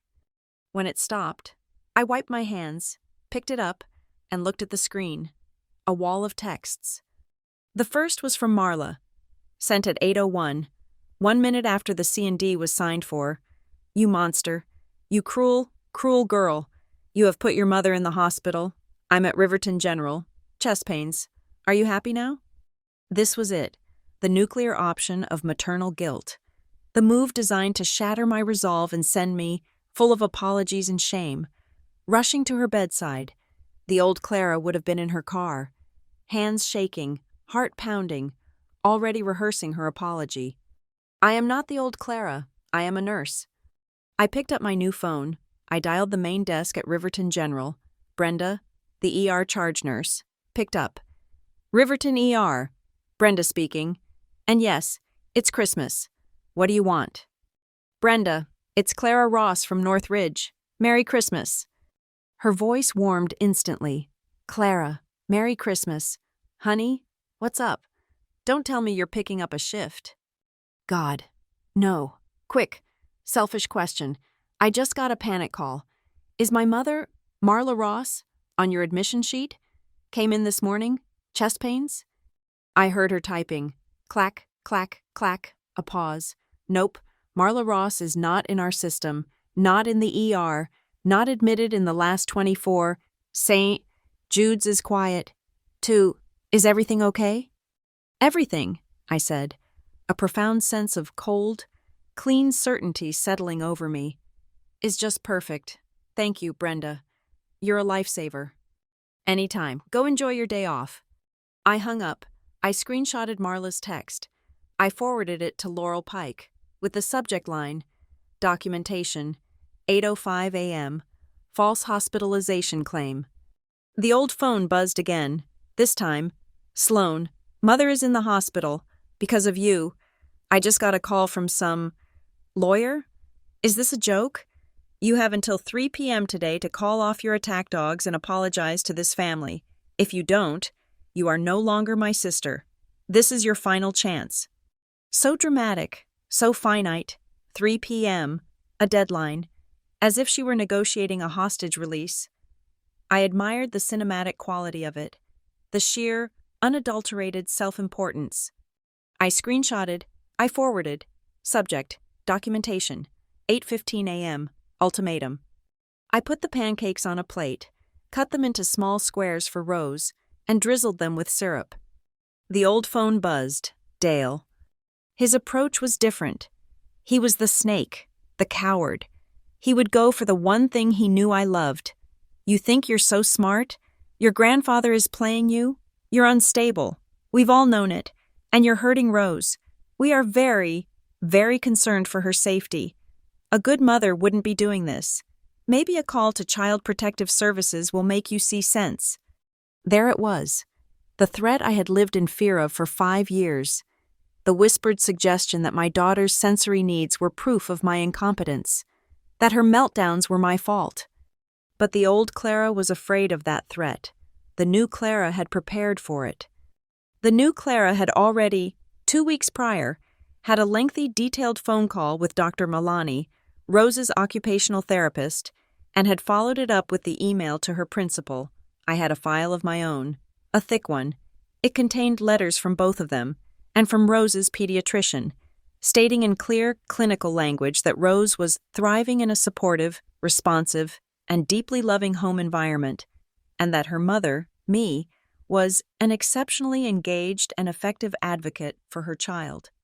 Dale was firing a nuclear missile at a target that had been evacuated weeks ago. I screenshotted, I forwarded. Subject, documentation, 8:20 a.m., direct threat against Rose. I sat down and ate my own pancakes. They were delicious. A new text came through, from a number I did not recognize. Clara, this is Carter Vale, Sloane's fiancé. I think we got off on the wrong foot last night. This entire situation is messy. My family, frankly, is embarrassed by this public squabbling. I am prepared to make this right. What do you need? A check? I can wire you $5,000 right now. Just show up at Sloane's house, cook the Christmas dinner, and we can all put this misunderstanding behind us. I read the text twice. He was trying to pay me, like a caterer, like a high-end cleaning service. He thought I could be bought for $5,000, to show up and perform as the happy, servile sister, to cook a meal I was not invited to eat. He had seen me in the spotlight, seen me announced as a benefactor, and his only thought was that I was more expensive than he'd originally assumed. This one, finally, deserved a reply. I picked up the old phone, my fingers flying. I am not for sale. Do not contact me again. I hit send, then I screenshotted his offer, my refusal, and the entire thread. I forwarded it to Laurel. But I also forwarded it to one other person. I looked up the public-facing email address for the Vale Family Foundation, the one Carter's mother ran, and I forwarded the entire exchange to her, with a simple, one-line message. For your records, Clara Ross. Let him explain that to his mother. At 9 a.m., my new phone buzzed. It was an email from Tamika. Girl, your mom is insane. Check your work email, now. And don't worry, we got you.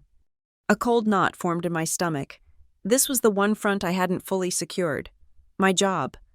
I logged into my Northridge email account, and there it was, a mass email, sent by Marla at 8:30 a.m., to the entire nursing administration, to the head of HR, and somehow to Dr. Irving, our chief of medicine. She must have had an old staff directory. Subject, urgent concern for Nurse Clara Ross.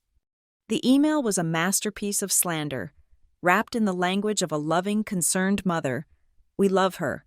But she has been under so much stress, not herself, making erratic and unstable decisions, has fallen under the influence of a relative we had to cut off for his own stability issues. We are deeply worried she is having a mental health crisis and may be a danger to herself or her patients. She was trying to get me fired, or committed, on Christmas morning. My heart was hammering. My hands were slick. This could work. This was my livelihood. And then I saw the reply, sent at 8:55 a.m., from Dr. Irving himself, and he had, in a move of such magnificent corporate judo brilliance, replied all. Urgent concern for Nurse Clara Ross. To Marla Ross. CC, Nursing Admin. HR, Senior Staff. Mrs. Ross. Thank you for your concern. We at Northridge are fully aware of the complex family legal matter Nurse Ross is navigating. We have reviewed her file. She is a nurse in excellent standing. In fact, given her outstanding performance under what you describe as stress, I am personally recommending her for the Q1 Nursing Excellence Award. We consider this matter closed. Please do not use hospital resources for private correspondence again. He had used my exact phrase, complex family legal matter. My preemptive email to HR had been my inoculation. It had given my superiors the context. Marla's email was not the first strike. It was a desperate, failed counterattack. Dr. Irving had not just defended me, he had promoted me. I was laughing, or crying, I was not sure which. I was still staring at the email when Rose tugged on my sweater. "Mommy, a lady is here." I looked up. We were at the Brighton Grand. We had just walked into the lobby for our fancy breakfast, and I'd been so lost in the email I hadn't even looked up. A woman was walking toward us, smiling. It was Sarah, a mother from Rose's sensory playgroup. Her 2 boys, both on the spectrum, were bouncing behind her, wearing tiny matching bow ties. "Clara, Merry Christmas," she said, giving me a quick, strong hug. "We're here for breakfast, too. I told you, this buffet is the most kid-friendly in town." She pressed a small, lumpy, handmade card into my hand. It was covered in train stickers. "This is from the group. We all pitched in. It's just a gift card for the local train hobby shop. We see you. We know how hard you work for Rose. We've got your back." I opened the card. It was signed by 8 different mothers. A scrawled, beautiful, chaotic mess of names. "We see you. You're doing great." This was my new community, not the one I was born into, which was demanding, toxic, and conditional. This was the one I had found, the one built on shared struggle, mutual respect, and a deep, fierce love for our difficult children. We had our breakfast. It was in a quiet alcove, just as Ms. Pike had promised. Rose ate 3 pancakes and a bowl of strawberries, and she had a 20-minute, detailed conversation with a very patient waiter about the pros and cons of steam versus diesel engines. No one told her to be quiet. No one told her she was embarrassing. When we got home, to the quiet cottage, I felt a stillness I had never known. There was one last email in my inbox, this one from Laurel. "Laurel, they are in clear. Documented violation of the cease and desist. We have grounds for a restraining order. How do you wish to proceed?" I knew the answer. A restraining order was a wall, but it was a wall they would keep throwing themselves against. I needed to give them a door I controlled. I wrote one, final email. I addressed it to Laurel, but I CC'd the now blocked email addresses of Marla, Sloan, and Dale. "Laurel, please forward this to them. This will be my only communication. To Marla, Sloan, and Dale. I am in receipt of your messages from this morning, including the false report of hospitalization, the ultimatum, the threat against my child, the attempt at bribery, and the slander against me at my place of work. These actions are documented and have been forwarded to my counsel. My conditions for any future contact are non-negotiable. 1. You will respect my daughter. Rose, you will never again refer to her as difficult or a problem. You will educate yourselves on her needs, or you will not be in her life. 2. You will never again demand unpaid labor or financial support from me. Our relationship will be reciprocal, or it will not exist. 3. If you wish to have any contact, all 3 of you will agree to attend moderated family therapy with a neutral, court-appointed professional. I will not be your scapegoat. I will not be your enemy. I will only be your equal. If you cannot agree to these terms, the cease and desist stands. Do not contact me again. Clara. And then I added 2 attachments. Attachment 1, Family Expenses, FY, XLSX. Attachment 2, Coercion Examples, PDF. I hit send. Laurel later forwarded me the chain. They had a separate family group chat, one they thought I knew nothing about. My email, with its cold facts, its spreadsheet, and its screenshots of their own soft abuse, landed like a bomb. Sloan, did you see this? A spreadsheet? Is she insane? Dale, 11,000? That's a lie. Where did she get that number? The golf dues were a loan. Marla, therapy? She's the one who needs therapy. How dare she? How dare she attach those texts? Sloan, Carter is furious. She copied the veils. She's trying to ruin me. Marla, she is the monster, not us. She's the one who's unstable. I was not reading it. I was in my new living room. I had turned the old phone off, for good. The battery was dead.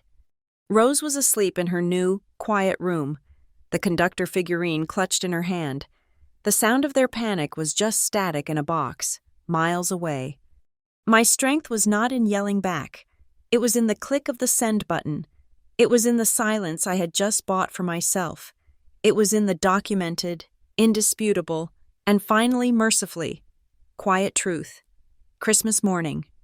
For 33 years, that phrase had meant one thing: the piercing, digital beep of an alarm clock at 4 a.m. It had meant the cold floor of a dark kitchen, the smell of oven preheating, the physical and emotional labor of producing a feast for people who would not save me a seat at the table.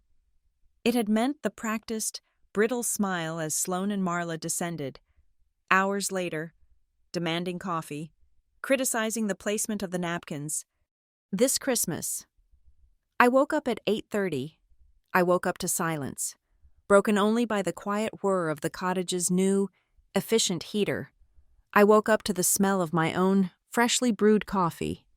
And I woke up to Rose, sitting at the foot of my bed, not demanding, but waiting patiently. "Is it the fancy breakfast now?" she whispered. I smiled. "It's the fancy breakfast now." The Brighton Springs Conservatory, the scene of my public unveiling, was different in the daylight. The atrium was not a glittering box of social warfare. It was a peaceful, sun-drenched greenhouse, the snow piled high against the glass walls, the model train running its loop for no one. Ms. Pike's promise, as always, was ironclad. The main dining hall was busy, a sea of bright holiday sweaters and clinking glasses, but a hostess, her eyes kind, spotted us immediately. "Ms. Ross? And you must be Rose. Your table is ready." She did not lead us into the din. She led us to a small, private alcove, set 2 steps above the main floor and draped in heavy forest green velvet that muffled the sound. It was a pocket of complete, luxurious silence, a small upholstered booth, a white linen tablecloth, and a window that looked out onto a private, snow-filled grove. "Is this just for us?" Rose asked, her voice full of awe. "It is," I said. The waiter, a kind man with a graying beard, appeared. He did not loom, he knelt, so he was on Rose's level. "Good morning. May I get you some juice?" "And," he said, "I have been told you are a very important guest. We have these, if the noise becomes too much." He held out a pair of brand-new, high-quality noise-canceling headphones. Not cheap, kid-branded ones, but a serious pair. Rose looked at me, her eyes wide. I nodded. She took them and put them around her neck, a talisman of respect. She did not even need them. The alcove was that quiet, but she had them. "I will have orange juice," she said, her voice clear. "And I would like the pancakes, with the strawberry jam, not the lumpy kind." "The strawberry jam it is, ma'am," the waiter said, with a perfectly straight face. While we waited, Rose pulled her sketchbook and a pencil from her small backpack. This was her true comfort. She began to draw, her tongue sticking out in concentration. The waiter returned. He placed her juice on the table and then looked at her drawing. "My apologies," he said. "But is that a K-27? Rose's head snapped up. "Yes, but I am fixing the firebox, and I am giving it a proper tender, not the C-19 from last night's model." "A very good choice," the waiter said, nodding seriously. "My grandfather was a fireman on the K-28. He always said the 27 was the better puller." "He was right," Rose said, beaming. The waiter looked at me, a quick, shared smile, and then left. My daughter was in a 5-star restaurant, in a quiet alcove, being treated not as a problem, not as a difficult child, but as an expert. No one told her to be quiet. No one told her to put her drawings away. No one told her she was embarrassing. I looked at her, bent over her sketchbook, the light from the snowy window catching in her hair. I took out my new phone. I took a single picture, not of the opulent room, not of the food, just a close-up of her small, determined hand, the pencil, the drawing of a steam engine, and her glass of juice. I posted it. My accounts were locked, private, my list of followers pruned to just Tamika, Sarah from the playgroup, and Mrs. Avery. My family was not on the list. I captioned it, beginning new traditions. It was not a shot fired in a war. It was a photograph of a peace treaty I had signed with myself. As the pancakes arrived, my phone buzzed. Not the old, dead one, but the new one. A clean buzz, an email. It was from the Bramwell Heritage Fund's new administrative address. Subject: Confirmation of new endowment. Dear Miss Ross, we are pleased to confirm that, per the board's directive and your approval, the Rose Ross Junior Rail Engineering Scholarship has been officially chartered and funded as of this morning, December 25th. The endowment will provide full and permanent funding for the Riverton Model Train Club, as well as underwriting 2 annual university scholarships for local students pursuing degrees in engineering or historical preservation. We welcome you to the board. A full prospectus will be delivered to your council. I read it 3 times. The Rose Ross Junior Rail Engineering Scholarship. A few weeks ago, I had been worried about affording her sensory socks. Now, her name, the name of the difficult child, was going to send other kids to college.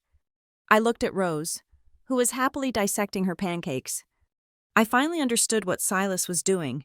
He had not just given me money, a house, or a shield. He was not just fixing my past. He was building an entirely new future, not just for me, but for the whole community. He was taking the thing my family had used as a weapon, money and legacy, and turning it into a tool, a plowshare. He was laying down new tracks that led somewhere better, and he was putting my daughter's name on the engine. The phone rang. It was not a text. It was a call. My heart did not leap with dread. I looked. Silas Bramwell. Hello, Clara. His warm, deep voice rumbled. Silas, Merry Christmas. Indeed. I trust the breakfast was satisfactory? It was more than satisfactory. Thank you. Good. Now, I have a question for you and your associate expert. If you are not otherwise engaged this afternoon, I am at the Brighton Depot. I have some old iron I would like you to see. We are not engaged, I said, smiling. We can be there in 20 minutes. Excellent. The chief engineer is waiting. The Brighton Depot was not the public-facing, polished museum of the conservatory. This was the heart. This was a massive, cathedral-like roundhouse, smelling of cold steel, creosote, and a faint, sharp tang of coal oil. It was a working building, a hospital for giants. 3 massive, black, silent locomotives stood on the tracks, their scale overwhelming. Silas was waiting, but he was not in his cashmere. He wore a thick, oiled canvas jacket, his silver hair windswept. He looked like he belonged there. He was deep in conversation with 2 men in heavy, grease-stained denim overalls. Clara, he boomed, his voice echoing in the vast space. Welcome. This is Mr. Jensen and Mr. Pola. They keep these old girls breathing. Mr. Jensen, a man who looked like he was carved from mountain rock, wiped his hand on a rag and offered it to me. Ma'am. But his eyes, and Mr. Pola's, were on Rose. Rose was frozen, not with fear, with reverence. She was staring at the closest engine, a massive, black behemoth. She walked slowly forward, her small hand outstretched, until she could just barely touch one of its massive, 6-foot-tall driving wheels. She just rested her palm on the cold, pitted steel. Well now, Mr. Jensen said, his voice gruff but kind. Can't have the new boss inspecting the line without the proper uniform. He walked over to a hook on the wall and took down a small, child-sized, pin-striped conductor's hat. He knelt, just as the waiter had, in front of my daughter. Mr. Bramwell told us we were getting a new chief inspector, he said. I assume that's you. Rose nodded, her face so serious it was heartbreaking. I am. Then you'd better have this. He placed the hat on her head. Rose did not giggle. She did not preen. She simply stood up a little straighter. Her shoulders went back. She was, in that moment, more in charge than I had ever felt in my life. This, she said, pointing to the engine, is a Class 70, but your smokebox is wrong. It's been retrofitted. Mr. Jensen's jaw actually dropped. He looked at Silas. She's right. Mr. B. It was a 48 retrofit. He looked back at Rose. Well, Inspector, you've got a good eye.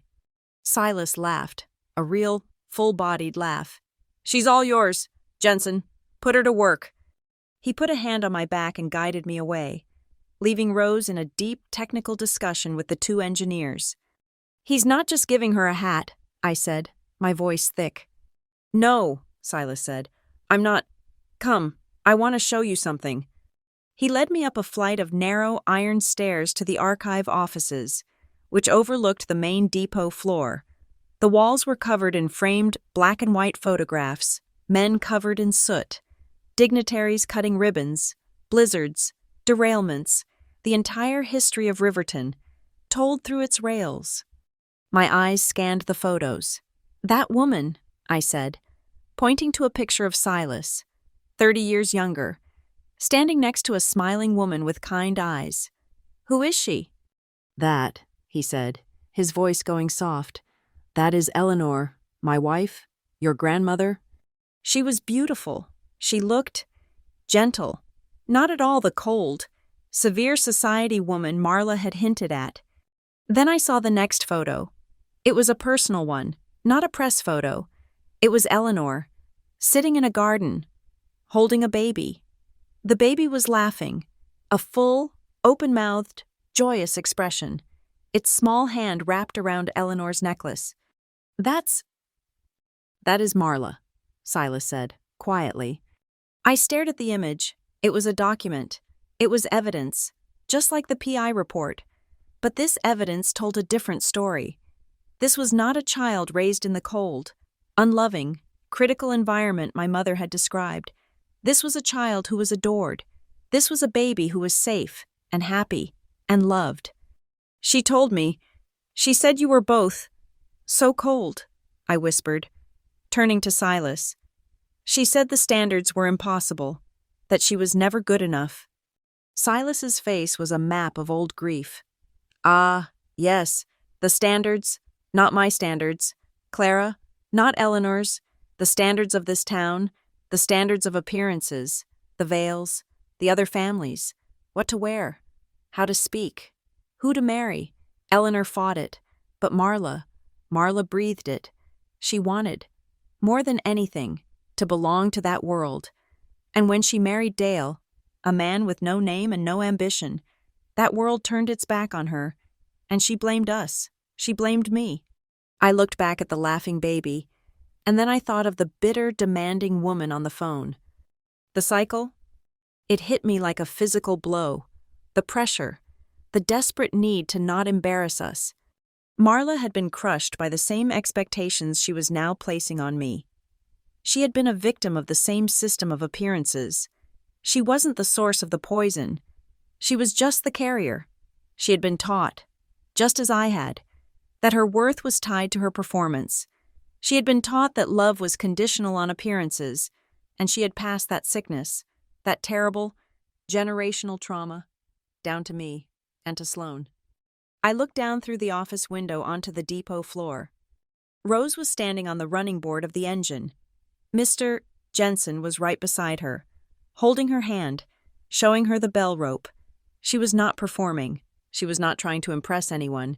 She was just Rose, her small, perfect, authentic self, wearing a conductor's hat. I felt a click in my own chest, like a final heavy tumbler falling into place. The cycle stops here. This was the real inheritance. This was the real power, not the money, not the houses, not the trust fund. It was the choice to stop the loop. The pressure to conform, the fear of inadequacy, the need to perform for conditional love. It all dies. Right here, on this iron floor, I will not be Marla, and I will not, ever, make Rose my Marla. I turned away from the photograph of the past. I should get back down there, I said to Silas. The chief inspector might need her assistant. Silas smiled, and this time I saw his wife in his eyes. Yes, he said. I believe she does. I walked down the iron stairs. my steps sure and light. I did not call to Rose. I did not tell her it was time to go. I just walked over, my footsteps echoing in the vast, quiet space, and stood near her, watching her learn how to ring the bell. The day after Christmas was a day of steel. The warm, restorative quiet of the cottage and the depot had been the diagnosis. The following morning, at the offices of Pike and Associates, we began the surgery. Laurel Pike's conference room was the opposite of Silas's library. There was no warm wood, no smell of old books. There was only glass, chrome, and a long, reflective black table. The view was of the snow-covered courthouse square. It was a room designed for strategy, not comfort. Silas was there, at the head of the table, silent and observant. He had traded his canvas depot jacket for a sharp, gray wool suit. I sat to his right, Laurel, at the other end, opened a new, empty legal pad. "They are silent," Laurel began, her voice crisp. "Your email, Ms. Ross, was a tactical success. It has paralyzed them. They have not responded. They have not called. They have not breached the cease and desist since your mother's initial, failed barrage on Christmas morning." "So, it's over?" I asked, though I knew the answer. "No," Silas said, his voice a low rumble. "It is not. A cornered animal is most dangerous when it is quiet. Marla is not reflecting. She is calculating. She is building a new narrative." Laurel nodded. "Precisely. They are currently in a state of legal paralysis. They cannot move for fear of your next move. We must use this opportunity to set the permanent terms of engagement. We must lay the tracks for the rest of your life." She leaned forward. "I am proposing a meeting, a formal mediation, held here, in this room." I flinched. The thought of sitting at a table with them, of breathing the same recycled air as Marla and Sloane, made my stomach clench. I don't want to see them." "You will not be negotiating," Laurel said, her voice firm. "This will be a presentation of terms. We need to do this for 2 reasons. First, it avoids a public, drawn-out court battle. Your mother's next move will be to claim undue influence, that you are manipulating a dying old man to steal her inheritance. This meeting cuts that off." "And the second reason?" I asked. "It is the only way to establish a new, legal baseline. We are not just building a wall, Ms. Ross. We are building a new railroad, and they must be given a clear, simple map of how to use it or how to stay off the tracks." Silas nodded. "Clara, this is not for them. It is for you. It is so you never, ever have to wonder what the rules are again." I took a deep breath. "Okay, what do I need to do?" "We prepare," Laurel said. "We draft our case. We anticipate theirs. We build 2 tracks. She pointed her pen at me. "You, Clara, are track 1, the emotional and historical evidence. I need your timeline, not the spreadsheet. That was the finance. I need the labor, the life." So I worked, for the next 2 days, while Rose was at the local school's winter day camp, paid for by the new stipend, a small miracle of normalcy. I sat at the glass table and I built my ledger. It was the most painful, clarifying work of my life. I did not start with the money. I started with the time. I started at age 12, my birthday. I had wanted a store-bought cake, the kind with the plastic figures and the hard, waxy frosting. Marla had laughed and said, "Don't be ridiculous. Make one yourself if you're so desperate." I remember baking a lumpy, uneven cake from a box, and Sloane refusing to eat it because it was embarrassing. Age 16, Sloane's 16th birthday party. I listed my contribution. Chief of setup, chief of cleanup. My gift, which my father had insisted on, was my labor, washing and hand-waxing her new red convertible. Age 22, my graduation from nursing school. I had been so proud. I listed my contribution. Caterer, hostess, purchaser. I had bought, cooked, and served all the food for a party celebrating me, and then spent an hour in the kitchen listening to Marla complain to an aunt that I was still single and aimless. Age 28, the the week Rose was diagnosed with her sensory needs. It was the hardest week of my life. I listed the calls. 9 calls from Marla demanding I help Sloan move apartments. 4 calls from Dale asking me to look over his taxes. I kept going, year by year, holiday by holiday. It was a timeline not of a family, but of an abusive, one-sided employment contract. I finished it with the final entry, the "Don't embarrass us" text. When I was done, I had a 40-page document. It was a complete, clinical, and devastating history of my exploitation. "Good," Laurel said, taking the pages without reading them, her face grim. "This is our file. This is our truth." She turned to Silas. "Sir, you are track 2, the legal and financial defense. They will claim you are senile. We need your statement." "Already done," Silas said. He slid a small, digital video recorder across the table. "I recorded it this morning, for the record." Laurel plugged it into her laptop. Silas's face appeared on the large screen, clear and in high definition. He looked directly into the camera. "My name is Silas Bramwell," he said, his voice filling the room, steady and strong. "I am 78 years old. I am of sound mind, sound body, and in full, uncoerced control of my faculties and my estate. I am dying, which is a medical fact, not a mental impairment. It has, in fact, made my mind clearer than it has been in 20 years. He leaned forward. "I watched my daughter, Marla, chase a social status I never cared for.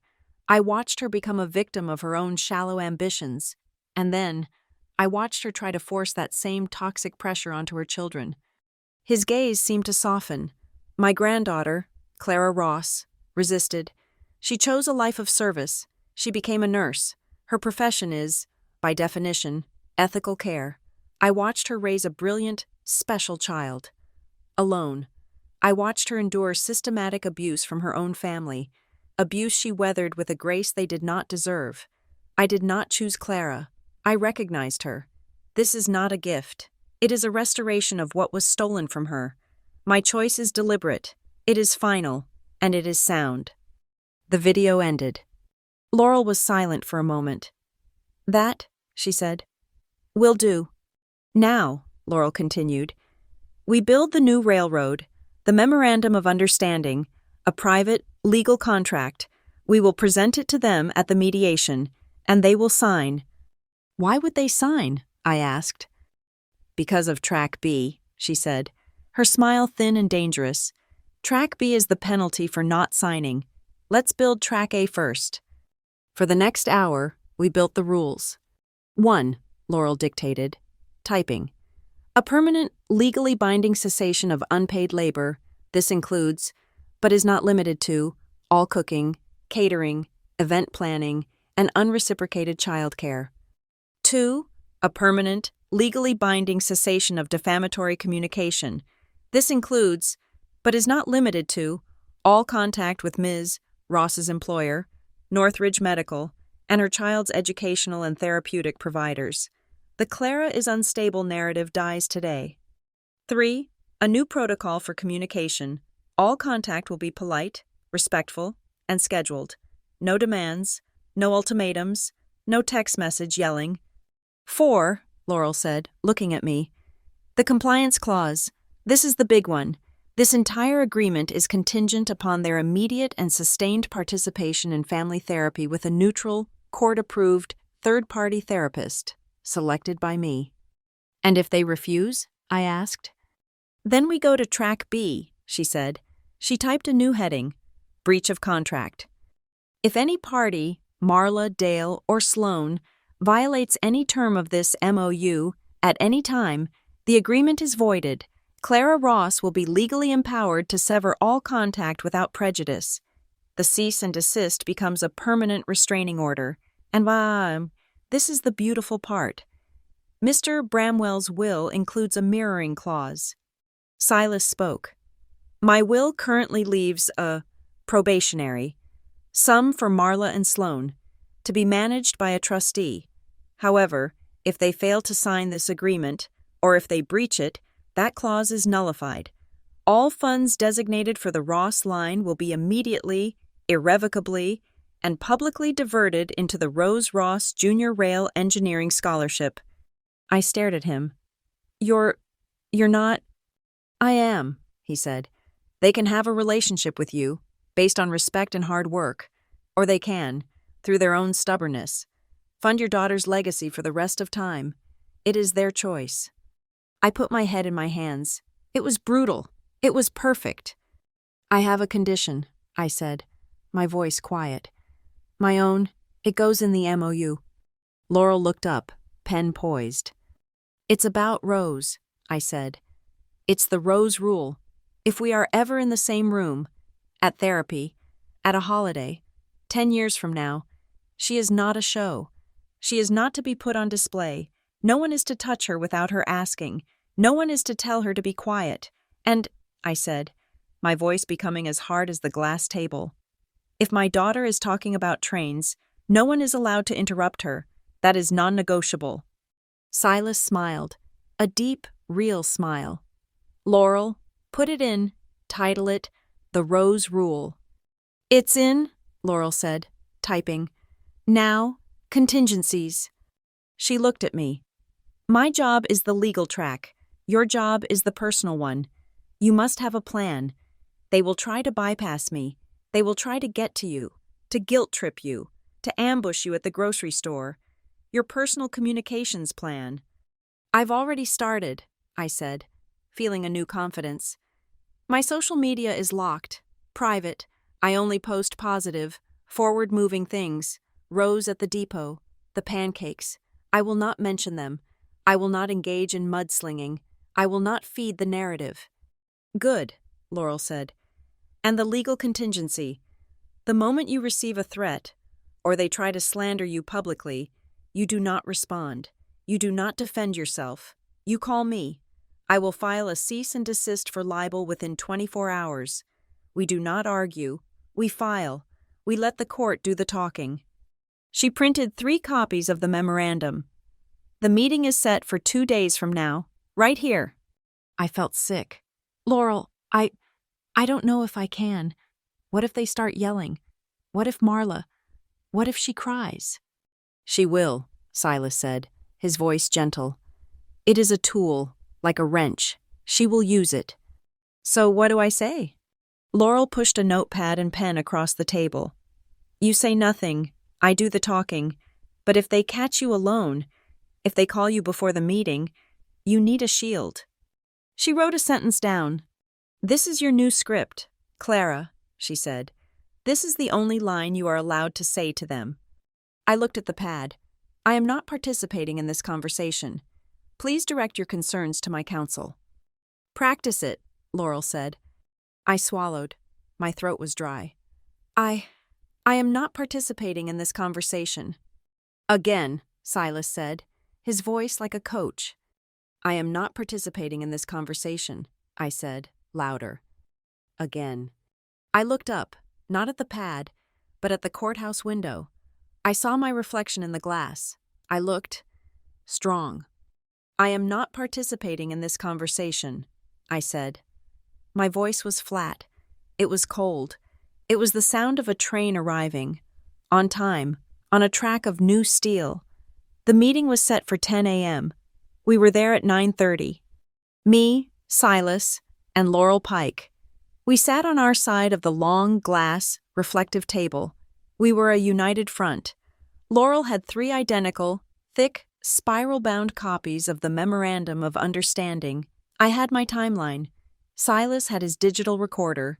We drank water. We waited. The air in the room was cold, filtered, and silent. At 10:04, the door opened. They entered as a unit, a dysfunctional phalanx. Marla was first, her face a mask of practiced, agonizing victimhood. She was dressed in a conservative navy suit, trying to look respectable, but her eyes were red-rimmed and darting, like a trapped animal. Sloane was behind her, and her mask was different. It was anger, polished into a high, brittle shine. She wore a cream-colored suit that was worth more than my car. And she looked not at me, but through me. as if I were a particularly offensive piece of furniture.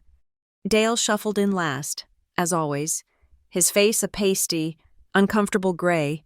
He was the perpetual accessory, the man who had traded his spine for a comfortable life. And with them, to my surprise, was Carter Vale. Carter was the wild card. He was not family. He was, as Laurel had predicted, the audience. He was here to salvage the merger, to protect the Vale family image from the taint of this mess. He wore an expensive suit, but he looked like a man who had just walked into a board meeting to find the numbers were all fake. Marla, Dale, Sloane, Laurel said, her voice cutting through the silence, not rising to greet them.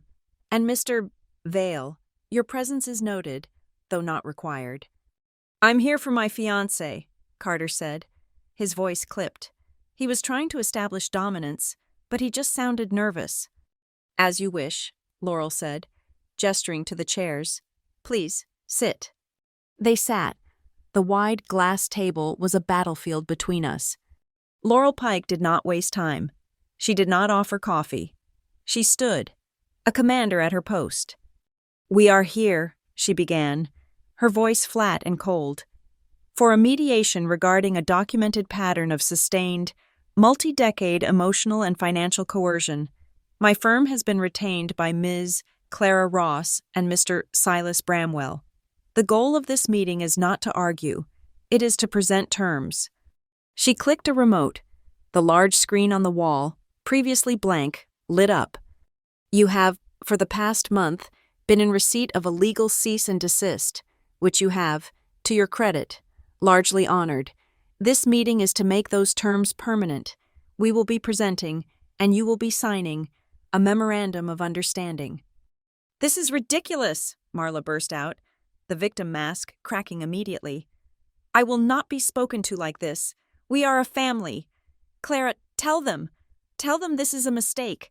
This old man has poisoned you. I looked at her, I opened my mouth, and I said my line, the one I had practiced until it was a part of my bones. I am not participating in this conversation. Please direct your concerns to my counsel. Marla's face went from pale to white. My refusal to engage, my cold, procedural tone, had hit her harder than any shout. Very well, Laurel said, as if Marla had not spoken. Let's review the evidence. We will begin with the pattern of financial demands. A new slide appeared. It was a simple list. Sloane's 30th birthday, $412. Dale's golf dues, $1,500. Sloane's engagement party, $2,000. And at the bottom, total documented, non-reciprocal extraction, 12 months, $11,462. Dale's face went from gray to green. Carter Vale, beside him, shifted in his chair, his eyes fixed on the $2,000 line item for the engagement party he had also attended. These figures they're misunderstandings, Dale sputtered, finding his voice. Clara wanted to help. It was gifts. Family helps family. It was just a misunderstanding. A misunderstanding, Laurel repeated, her voice laced with ice. She clicked again, the screen filled with a screenshot of a text message. Dale's text, Marla is hysterical. Just get over here and do the food. Just this once. We need the filet, the garlic potatoes, the asparagus, and that chocolate thing you do. Laurel read it aloud, her voice a monotone. Does that sound like a misunderstanding, Mr. Ross? Or does it sound like a menu? Does it sound like an order to an unpaid caterer? Dale shrank in his chair. He looked at his hands. He was finished. And then, Laurel continued, there is the slander. Click, a new slide, a list of contacts. Dr. Irving, Chief of Medicine, North Ridge. Mr. Harrison, Principal, Riverton Elementary. Dr. Alani, Pediatric Occupational Therapist. My client, Laurel said, has had to preemptively warn her employer and her child's doctor that her own mother would be filing false reports of mental instability in an attempt to discredit her, which, she added, You then did. I was concerned, Marla shrieked, her voice rising. I am her mother. I was worried about her, about Rose. She's unstable. This firm is in receipt of letters from all three of those parties, Laurel said, her voice cutting through Marla's. They all state, in no uncertain terms, that Ms. Ross is a model employee, an exemplary nurse, and a fiercely dedicated and stable parent. The only person who seems to be concerned is you, when your demands are not met. Sloane, who had been sitting in rigid, furious silence, finally spoke. She tried a different tactic, the calm, reasonable, modern woman. Look, Ms. Pike, she said, forcing a small, tight smile. This is all so dramatic. Of course Clara helped. She's a wonderful cook. She's always handled the cooking. She's done it since she was a little girl. She likes it. She likes being in the kitchen. She's just sensitive. The entire room went silent. Sloane had done it. In her attempt to normalize the abuse, she had, in front of a lawyer, confirmed the entire pattern of exploitation, tracing it back to my childhood. Laurel did not even respond. She just let Sloane's admission hang in the air for 5 agonizing seconds. I saw Carter Vale's eyes close, just for a moment, in pained recognition of his fiancée's catastrophic mistake. And finally, Laurel said, there is the matter of the 33 years of intercepted correspondence. That is a lie, Marla yelled, her hands gripping the edge of the glass table. A vicious, absurd lie. We never got any letters, Dale added, nodding, a puppet on a string. It's a fantasy. He never sent anything. I see, Laurel said. Then you will be interested in this. She clicked the remote. The screen changed to a video file. It was black and white. The timestamp in the corner read October 19th, 2002. It was grainy, shot from a high, awkward angle. It was the security footage from the Riverton post office. This is footage from the main postal hub, Laurel narrated. 2 miles from your former residence, it shows an individual who has been positively identified by a forensic analyst collecting mail specifically diverted from Mr. Bramwell's P.O. box. We watched. The blurry figure of a younger Marla walked to the counter, signed a slip, was handed a small bundle of cream-colored envelopes. Wait for it, Laurel said. The camera's view included a sliver of the parking lot. Marla walked to her car. She looked around, and then, clear as day, she began to rip them, one by one, tearing them into pieces and dropping them into a trash can. The video clicked off. The screen went black. No one spoke. Marla was staring at the black screen, her mouth open, her face a mask of pure, blank shock. She was not crying. She was not yelling. She had been caught. The lie was too big. The proof was too absolute. I counted. 1 breath, 2 breaths, 3. Her entire narrative, her entire life built on the lie of the uncaring father and the ungrateful daughter, had just been erased. Silas, who had been silent, leaned forward. That, he said, his voice quiet but carrying the weight of the depot, was my granddaughter's university tuition, the one for $10,000. Carter Vale made a small, choking sound. He looked at Sloane, truly looked at her, and his face was a mask of cold comprehension. Now, Laurel said, the memorandum. She slid the 3 bound copies across the glass table, one for Marla, one for Dale, one for Sloane. You will read it, and you will sign it. It outlines the terms of all future contact, an end to all unpaid labor, an end to all slander, and a mandatory commitment to moderated family therapy. Silas spoke again. It is, he said, your only path. I have altered my will. If you do not sign, or if you sign and violate this agreement, your probationary inheritance is forfeit. It will be diverted, in full, to the Rose Ross Junior Rail Engineering Scholarship. You can, in essence, choose to begin the hard work of healing, or you can fund my great-granddaughter's legacy. The choice is yours. This was the moment. The room was a vacuum. Marla, Sloane, and Dale just stared at the documents. I saw them look at me, at each other, at Carter. They were waiting. They were waiting for me, the old Clara, to fold, to say, "This is too much," to rescue them. I met my mother's gaze. It was full of hate, despair, and a desperate, pleading entitlement. I gave her nothing. I spoke, and my voice was not mine. It was the voice of the house on Lily Path. It was the voice of the woman in the spotlight. It was the voice of the chief inspector's mother. "Either sign, or there is no contact," I said, my voice as flat and hard as the glass table. "I am not negotiating." It was done. Carter Vale, the businessman, the assessor of value, made the first move. He pushed his chair back. The sound was a screech on the polished floor. He looked at Sloane, his face not angry, but empty. He looked at the girl whose family had just been exposed as petty, manipulative, and fraudulent. He understood, in that second, that the Bramwells were not a ladder to be climbed, they were a wall, and his family was on the wrong side. He stood up. He did not say a word to Sloane. He looked at Laurel. "My apologies. Ms. Pike, I seem to be in the wrong meeting."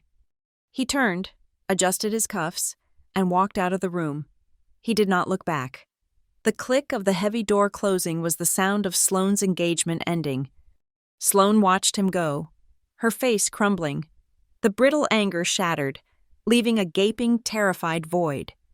Marla saw it all, the loss of the letters, the loss of the money, and now, the loss of the Vale alliance. She made a sound, a low, guttural noise, and she shoved her chair back. She was not crying. She was running. "No," she whispered. "No, I won't." She was halfway to the door. She was going to flee. "Marla." Silas's voice was not loud, but it stopped her cold. He stood up, slowly, his tall frame unfolding from the chair. He did not look at her with anger. He looked at her with a profound, heartbreaking pity. "You were always so afraid," he said, his voice filling the quiet room. "Afraid of not being enough, afraid of what they would say, afraid of being poor." He looked at his daughter, the woman who had been ripping up letters in a parking lot, and his eyes were full of a grief I could not fathom. "My daughter," he said, his voice growing stronger, "is not poor because of her bank account. She is poor because she is afraid." He then turned, just slightly, and looked at me. He placed his hand on my shoulder. "Clara," he said, "is rich in courage, and that is enough." The air in the room changed.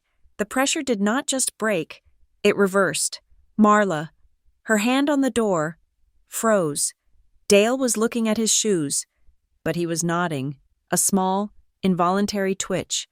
Sloane, her head in her hands, was sobbing, but they were not her mother's theatrical tears. They were the dry, racking sobs of a true defeat. The masks were not just off, they were shattered on the floor. And the truth, cold and clear, was finally in charge. The mediation 3 months prior had been the surgery. Tonight was the gala, and it was the rehabilitation. The Brighton depot was unrecognizable. The vast, cold roundhouse where I had watched Rose ring the bell on a silent engine had been transformed. The air was not cold and metallic. It was warm, filled with the scent of pine, warm food, and the faint, sweet smell of steam from the night's guest of honor. In the center of the depot, not a model, but the real thing, sat the Bramwell No. 8, an antique, 10-wheel steam engine, polished until its black iron skin shone like wet stone under the new, warm, golden spotlights. This was the first ever fundraiser for the newly endowed Bramwell Rail Heritage, and all of Riverton was here. The rumors had been circulating for weeks. They knew Sloane's engagement was off. They knew Carter Vale had dissolved the partnership. They knew the Vales, who were seated at a table near the front, looked strained. They knew the story of the limo. They knew I was the new, mysterious benefactor. They were all waiting, not for the food, but for the performance. They were here to watch what my family would do. I saw them, Marla, Dale, and Sloane. They had signed the memorandum. They were in the mandatory weekly therapy sessions. Their presence tonight was a term of their compliance. They were seated at a small, unassuming table in the very back, near the catering entrance. The irony was not lost on me.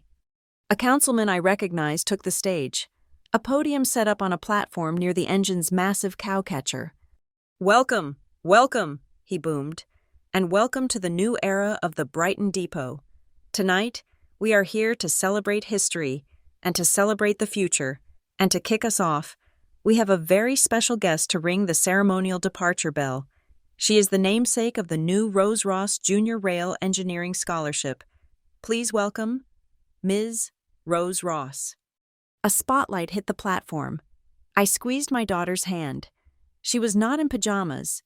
She was wearing a deep blue velvet dress, and on her head, she wore the pinstriped conductor's hat Mr. Jensen had given her. She was not afraid. She was ready. I let her hand go, and she walked, by herself, up the small steps. Mr. Jensen, in a tuxedo, was waiting. He showed her the thick, braided pull rope for the engine's main bell. Rose, my small, 5-year-old daughter, took the rope in both hands. She looked out at the crowd of 200 strangers, and she pulled. The sound was not a tinkle. It was a deep, brass, resonant clang that echoed through the steel rafters. A sound of history, a sound of arrival. The entire room burst into applause. Rose beamed and ran back to me. "And now," the councilman said, "it is my distinct honor to introduce the woman whose vision and generosity has made this all possible, the new guardian of the Bramwell legacy, Ms. Clara Ross." The spotlight swung to me. I picked up Rose, settling her on my hip. Her hat was slightly askew. I fixed it, and then, hand in hand, we walked to the podium. I looked out at the sea of faces. I saw my colleagues from North Ridge. Tamika was at a table with 6 other nurses, and she raised her glass to me. I saw Sarah and the parents from the sensory playgroup, and I saw, in the back, my family, Marla, Sloane, and Dale, watching, trapped by the terms of their own legal agreement. "Good evening," I said. My voice was steady. The microphone did not waver. "Thank you for coming. For many years, many of us, especially women, are taught that our value lies in our ability to be accommodating. We are taught that our work is an obligation, not a contribution. We are told to keep the peace, but I have learned that peace, without respect, is just a quiet prison. I have learned that labor, given without choice, is not love, it is a debt." I did not raise my voice. I did not name them. I did not have to. The entire room knew who I was talking about.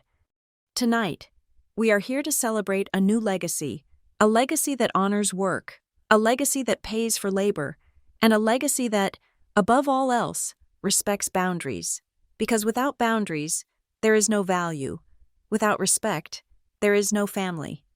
The large screen above the stage, which had been showing black and white photos of trains, suddenly flickered. It was not a spreadsheet. It was a drawing, a pencil sketch, full of life and joy, of a K-27, with the correct firebox, Rose's drawing. Beside it, the formal announcement, the Rose Ross Junior Rail Engineering Scholarship, funding local students, and the Riverton Model Train Club, in perpetuity. The room erupted in a new wave of applause, this one warmer, more genuine. Rose buried her face in my neck, overwhelmed, and I held her tight. I looked at the back table. Marla was white-knuckled, staring at her plate. She looked like she wanted to flee. But Sloane, in a simple dress I had never seen, reached across the table and put her hand on our mother's. She did not speak. She did not defend her.